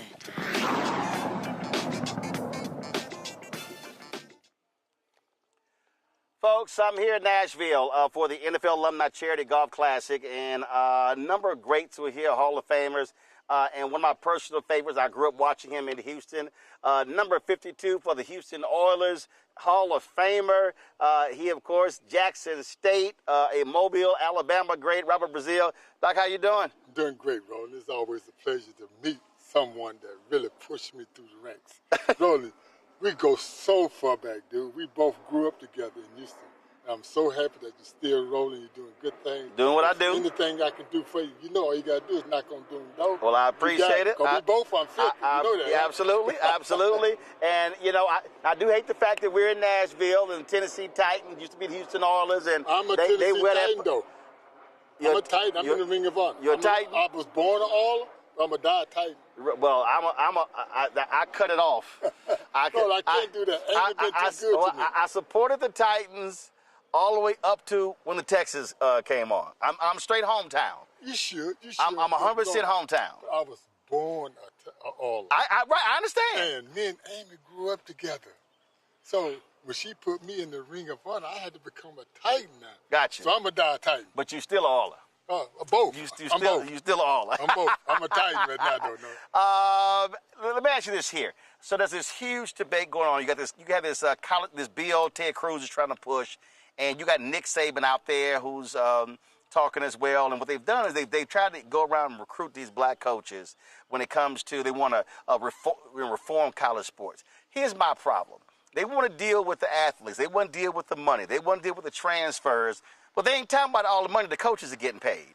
And this is the first time, finally, we're seeing athletes who are getting their fair share. And now all of a sudden, they all mad. And I got problems with that, where they want to now control the money the players are getting, but ain't nobody saying nothing about the coaches. Everybody want to control someone else's money. So I'm going to go along with you on that thought, because these players and also these coaches deserve every penny. You know what I heard this morning? A guy playing quarterback. Get ready for this. Signed a contract for $5 million. $500 million. Patrick Mahomes. Patrick Mahomes. Wow. Did he go to Jackson State? No, he did not. Texas Tech. Texas Tech. But look, getting back to your question, man, we need to fight for our rights, both for the kids and the coaches. See, and so you had the previous SCORE Act, and so now, of course, Ted Cruz is pushing this. And again, now, I absolutely support when you talk about with these agents and what's going on there, because in the NFL, that was an issue. They certified agents. Too many players were getting screwed over. So same thing, financial advisors, all of those. So I do believe that.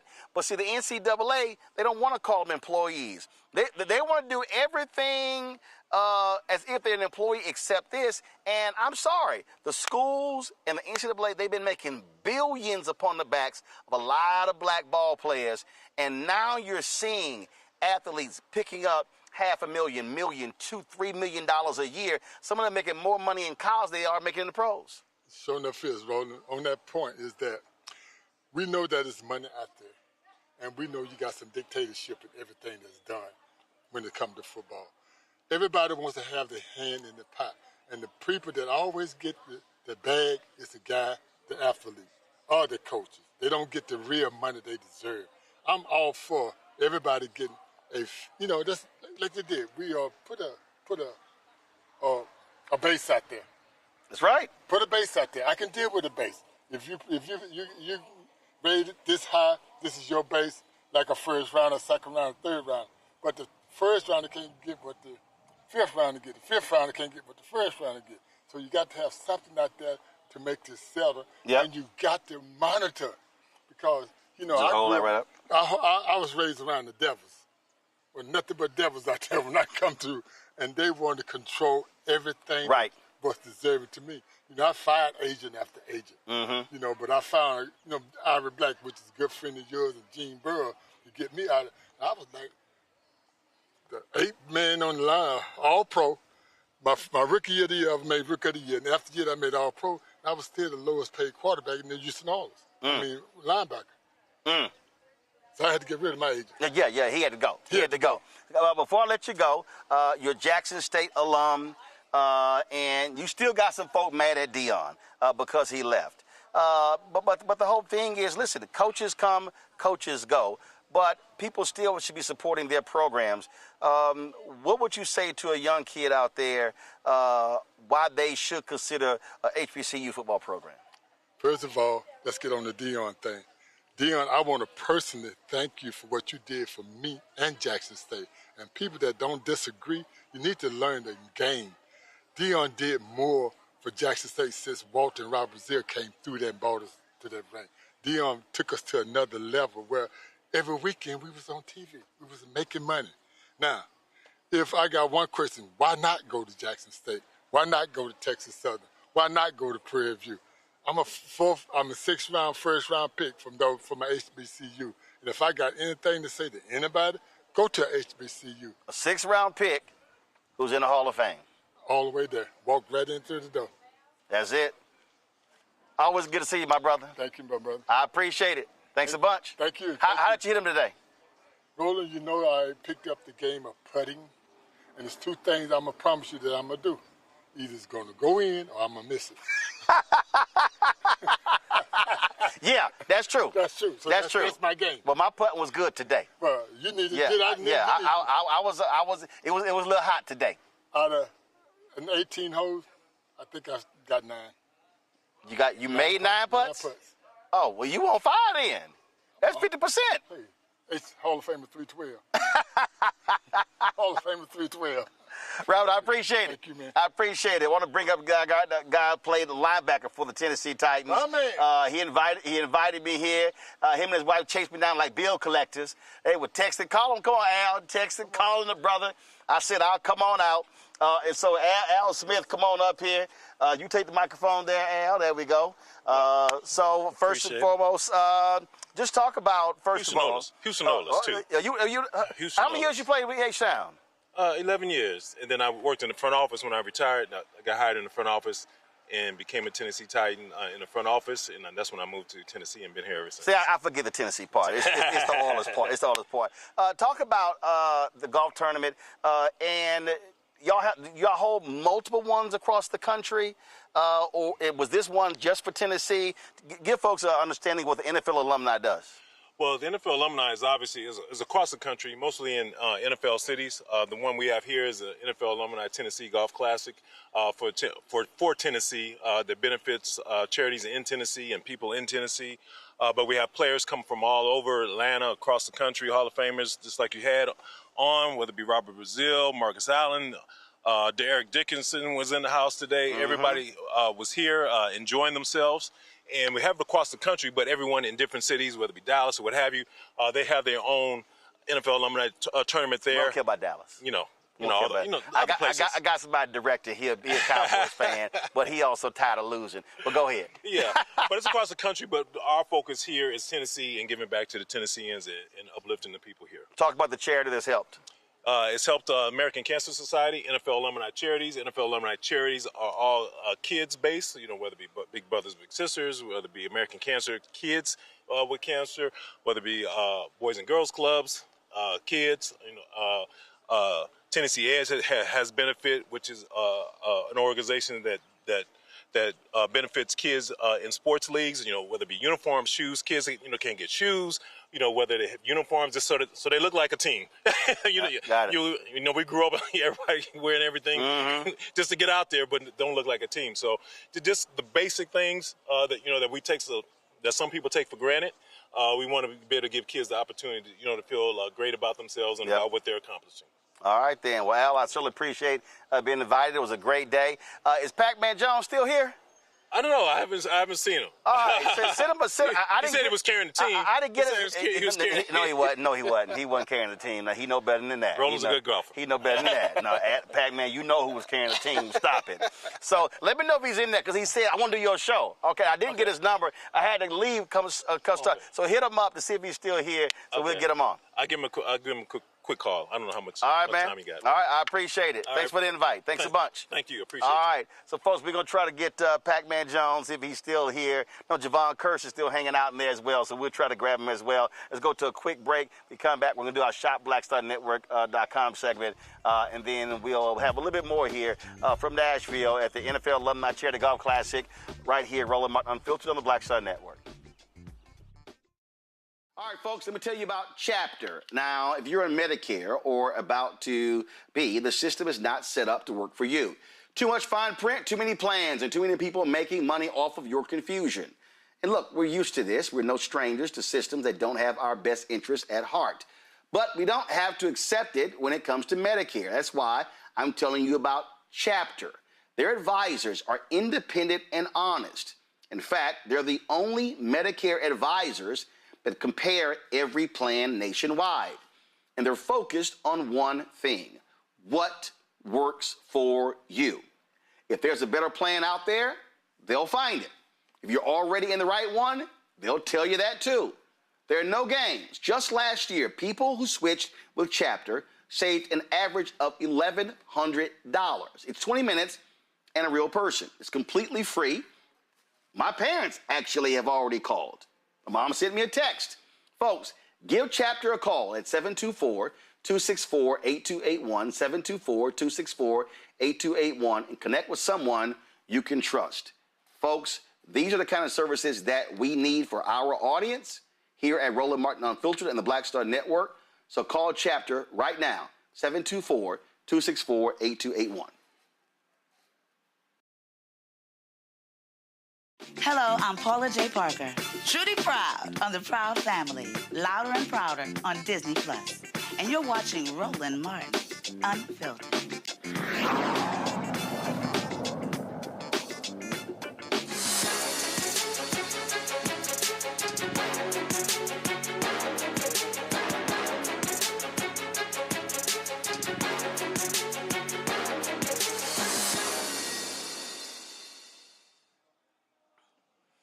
All right, folks, we got a clothing line on ShopBlackStarNetwork.com called the Red Black Kids. The Chief Creative Officer joins us right now. Tulani Ngazimbi, hopefully I pronounced it correct, with the Red Black Kids.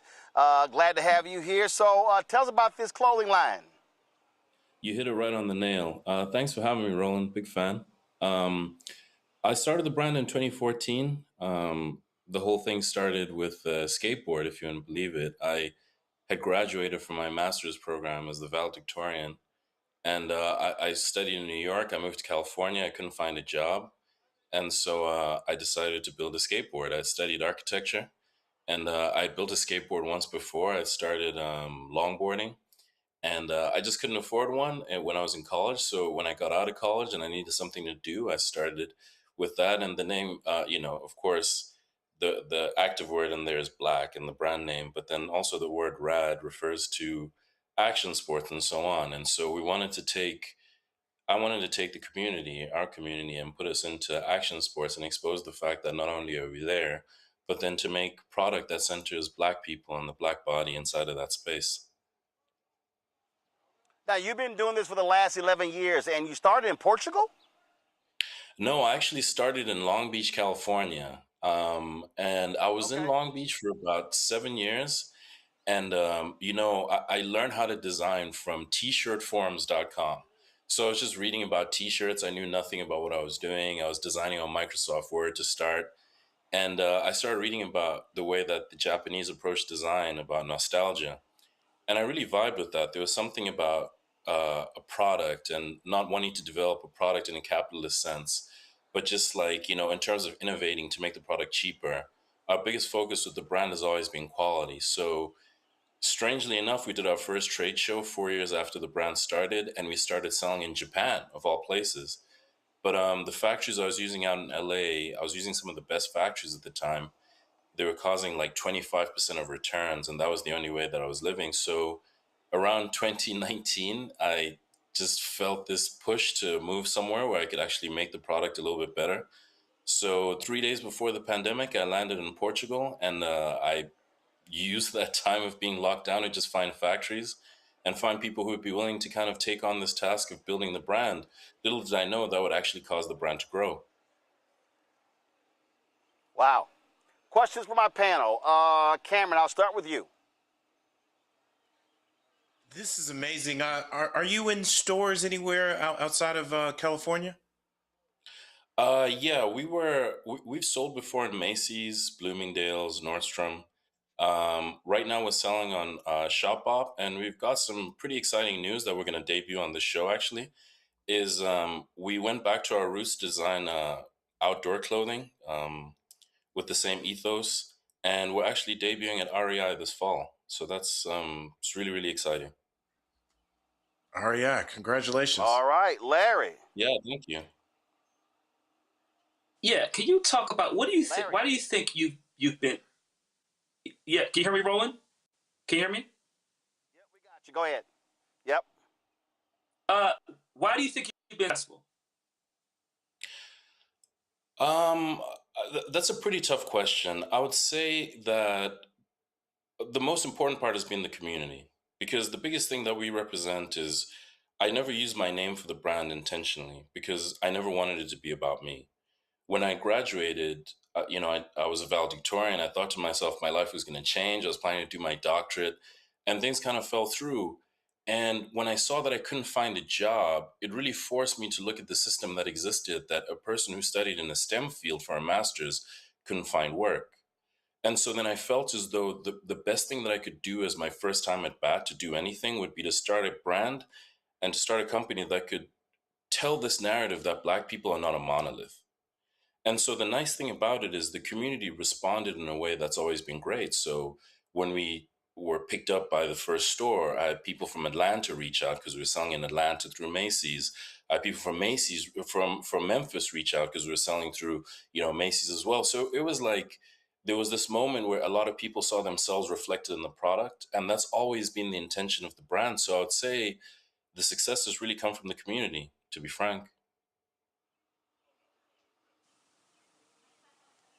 All right, then. Greg.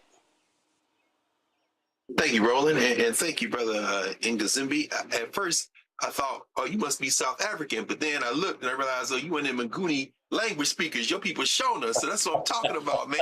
My question is, I got my eye on this Zim Snow Team hoodie. My question is about the Pan-African dimension of this. There have been a lot of designers over the last decade, certainly this last 5 years, particularly young people, who are really bringing us together through all our differences, but that kind of common element of Blackness. Could you, in fact, that Zim Winter Games cardigan too, brother, I'm looking at this, man. How important is it that your brand and that your work not only be global, but kind of help us connect to one another? And when you going to open a store in Zim, brother, I know things ain't always peachy keen there, but I know they be waiting on you.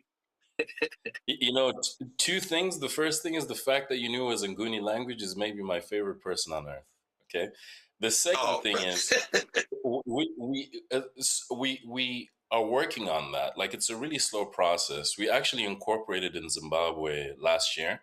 We kept it really, really low, but we're kind of doing some stuff to see if we can create a self-sustaining model inside of Zimbabwe for people to work. And the whole idea is to kind of do like a diaspora connection, as well as connecting Black people from everywhere else with Zimbabwe. And so to create some sort of artistic like network. The other part of this that I have to mention is, you know, we've been lucky. Over the years, we've gone to some fashion weeks, New York. We showed in Paris before, which is exciting. And the most impressed I've ever been, and this is not just saying it, it's when I went to a show in Algeria with African designers. That was the most blown away I've ever been. Because I think what's happening now is that when you talk about, you know, and it wasn't just African designers, mind you, it was folks from the Caribbean as well. It was some African-American designers as well. There was this synergy of people who are deeply trying to connect with who we are, but then do it with their own lens, which is what the Rad Black Kids wants to do too. Yes. Because the language in which I'm approaching African design is with the lens of saying, I accidentally got into snowboarding, and I used to compete in snowboarding at Cal State Long Beach. And so accidentally this thing happened in my life, but it ended up informing who I became as a person and as a designer. And so my aesthetic of how I look at Pan-African clothing is within this global sensibility. There's this sensibility that this belongs to us. This is also a space that we exist in. And so I remember there was a brand when we were in Algeria that was an Ethiopian designer who was doing these jackets that were so forward thinking. I couldn't actually understand how her brain was working to make that. But still, it was within the lens of Ethiopian design, and it was still within the lens of how do I show what my people do and who it is that I am, and offer something of value that adds to the aesthetic, not just the aesthetic of just us as Black people across the diaspora, but us as designers within the sense of how do we compete with everybody else in the space.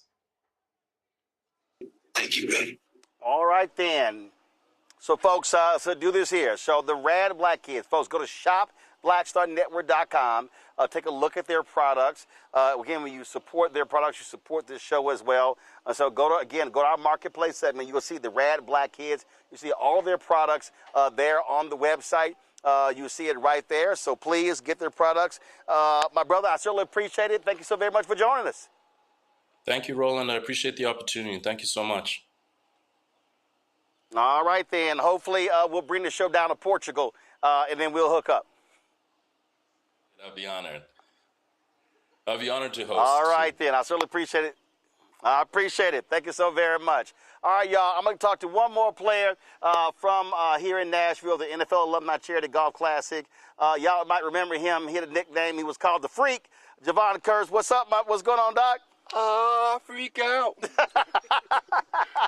I'm doing great, man. Doing good? Yeah, great day to come and swing some I'll golf hold clubs. it up to you right there. There you go. Great day to come out and swing some golf clubs, man. Yeah, it was a gorgeous day, and so lots of fun. One of the things we're just talking to Al, we're talking about Brazil as well, and you know, look, I play golf all around the country. I play in a lot of these tournaments, and people always like, man, you always playing golf, but I'm trying to explain to them, they also don't realize there are a number of nonprofits that absolutely depend upon the resources that are raised for tournaments like this. People have no idea how much it costs to run nonprofits. You see cuts are being made, philanthropy people are cutting back. And so, folks, it's not just about fun. It really is about helping these organizations sustain themselves. It's giving back. I mean, when I first got into golf and went to my first tournament, it was a pretty cool deal because, like, the friendships you make on the golf course, like with people that volunteer their time and also donate a lot of money, just going out on the course with those guys, it's always good, but the big picture is always giving back. Yep, absolutely. Just slide this way right here. We're going to get you right in frame. It's all good. Yeah. I mean, you're right. And I tell people all the time, this is my 39th year. I took golf as my PE when I was at Texas A&M. I said, so probably top 3 all-time best decisions made in life because of literally the people you connect with, because of the amount of time you're spending with them. A lot of time. You're on that thing for at least 4 hours, especially if you're playing in a tournament, a scramble or something. It can be at least 5 or 6 hours. So you're going to be out there. You might as well have a good time and then make connections. Because when we come out as former players, we like catching up with guys. Like I probably like got pictures with all the former football players I saw and exchange numbers. So we can like do this again like somewhere else and like help someone else's cause out as well. Now, I was talking with last night, even out there today. I tell people, look, don't ask my opinion if you do not want an honest answer. The show is called Roland Unfiltered. So I had a woman showed me her video. She says, okay, give me your honest assessment of my swing. And I saw it. I was like, oh, that's an F. Yeah. She's like, wait a minute. She said, you could be nice. I said, well, if your swing was nicer. I said, listen, don't. And I told her, I said, it's no disrespect. I said, but if you want to do this, you're going to need to put that work in. And same thing, it's a lot of guys who are former NFL players, NBA players, who think, oh, yeah, I can easily do this here. And I go, okay. No. It's a different, the same energy that you took to execute that, you're going to do it for this here as well. That's the thing. And so because of that reason, I don't get mad at myself, because I know when I played football, I was doing football 8 days a week, and there's only 7 days in a week. So I was doing it 8 days a week. So like it's definitely one of those games. Like you gotta like be out there. You gotta put in the time, because it's not going to just happen. You're not just going to just wake up one day and just start hitting the ball perfectly. You may hit 1 or 2 perfect, but you're not going to hit it perfect. So you got to put in the work. But do you bring that same intensity, that same the dedication that you brought to football, where you like, no, I'm going to master this? Not yet. Not yet, but it takes time. I mean, like my days get kind of packed sometimes. I don't have time to go out and hit balls, but I do notice whenever I do lock in and I'm out there at least 3-4 days a week, it feels so good. For real. It feels so good, but it's definitely one of those. Does it feel better than sacking the quarterback, though? Oh, when you hit a nice one, when you hit a nice plush one, it's right there. It's like 6-7, 6-7. It's like right there. I got you. Well, man, it's certainly good to meet you. Glad to see you here. It was great playing in this tournament, and hope to be back next year. Definitely. I appreciate it. I'm trying to win next year, though. Yeah, I don't know what somebody just brought me a gift. They said, hey, y'all won something. So I have no idea what score we turned in. Pac-Man Jones turned the scorecard in. Yeah, so y'all might want to double check it. Okay, now you guys got that one, but the team that turned in a 49. Are you serious? A 49? Okay, all right. We already know what that means. We already know what that means. As long as they have fun. Absolutely. Yeah. All right, Javon, I appreciate it, brother. My pleasure. Thanks a bunch. My pleasure. All right, folks, that is it for us. Let me thank Cameron. Let me thank Larry. Let me thank Greg for being on today's panel. I certainly appreciate it. Greg, I'm here in your city, in your state. We, of course, out here at this golf course. Glad to be here. Yes. There's a lot of stuff that now what we did. We did. You know, matter of fact. Yeah, a lot of heroes. Heroes. In fact, let's do this. I actually want to do this here. But yeah. Oh yeah. Oh, absolutely. Okay. Now, before we go, I meant to do the data center story. The drama is happening at Fisk. So, Greg, this is on Thursday. Let me just go ahead and get. I'm not going to play the video, but let me just go ahead and get y'all three perspective.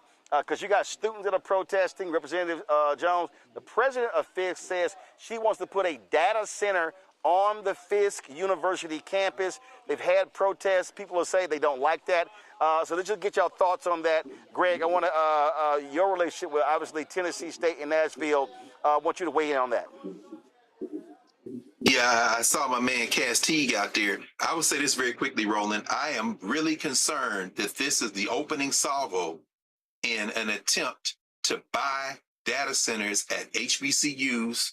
Like Larry said earlier, maybe Cameron, you said it, a lot of them are in these small places, and I'm really scared because that's right down the street from Tennessee State, and Meharry is across the street. They could start trying to offer HBCUs what would seem like a whole lot of money to host, and you could look at it in Huntsville. You could see it in Jackson, Tennessee with Lane College, Tuskegee. This might happen over and over again. But in terms of Nashville, brother, I would say this. I grew up as a Houston Oilers fan, Earl Campbell, all them guys, Dan Pastorini, Warren Moon, and I, from Nashville, don't accept the Tennessee Titans. So I'm just telling you now, brother. Why you say I was a Houston Oilers, Bum Phillips, and all them, brothers. So I'm just telling you, I don't watch NFL no more, but the Oilers stayed in Houston, brother. That's all. So I just want to say that too. Love you, Blue. Absolutely. Cameron, your thoughts again on this controversy of a data center on the campus of Fisk University. I think this is this actually ties back to what we talked about earlier in underfunding HBCUs, and so many HBCUs looking for whether it's quick or what they consider good money, but all money isn't good money. I'm pretty sure that for them to even be considering this, there was some maybe initial financial compensation, or they were told about how much money this may generate, but at what cost? You're going to spoil the land, you're going to spoil the water. The emissions that come out of this, while data centers are going to be needed and now in our future with the amount of data that we do need to store and process, putting this right in the heart of schools, it feels like old redlining. It feels like every time Cancer Alley down in Louisiana, it feels like them putting something right on a HBCU campus and maybe giving them a few dollars, even if it's a couple million up front.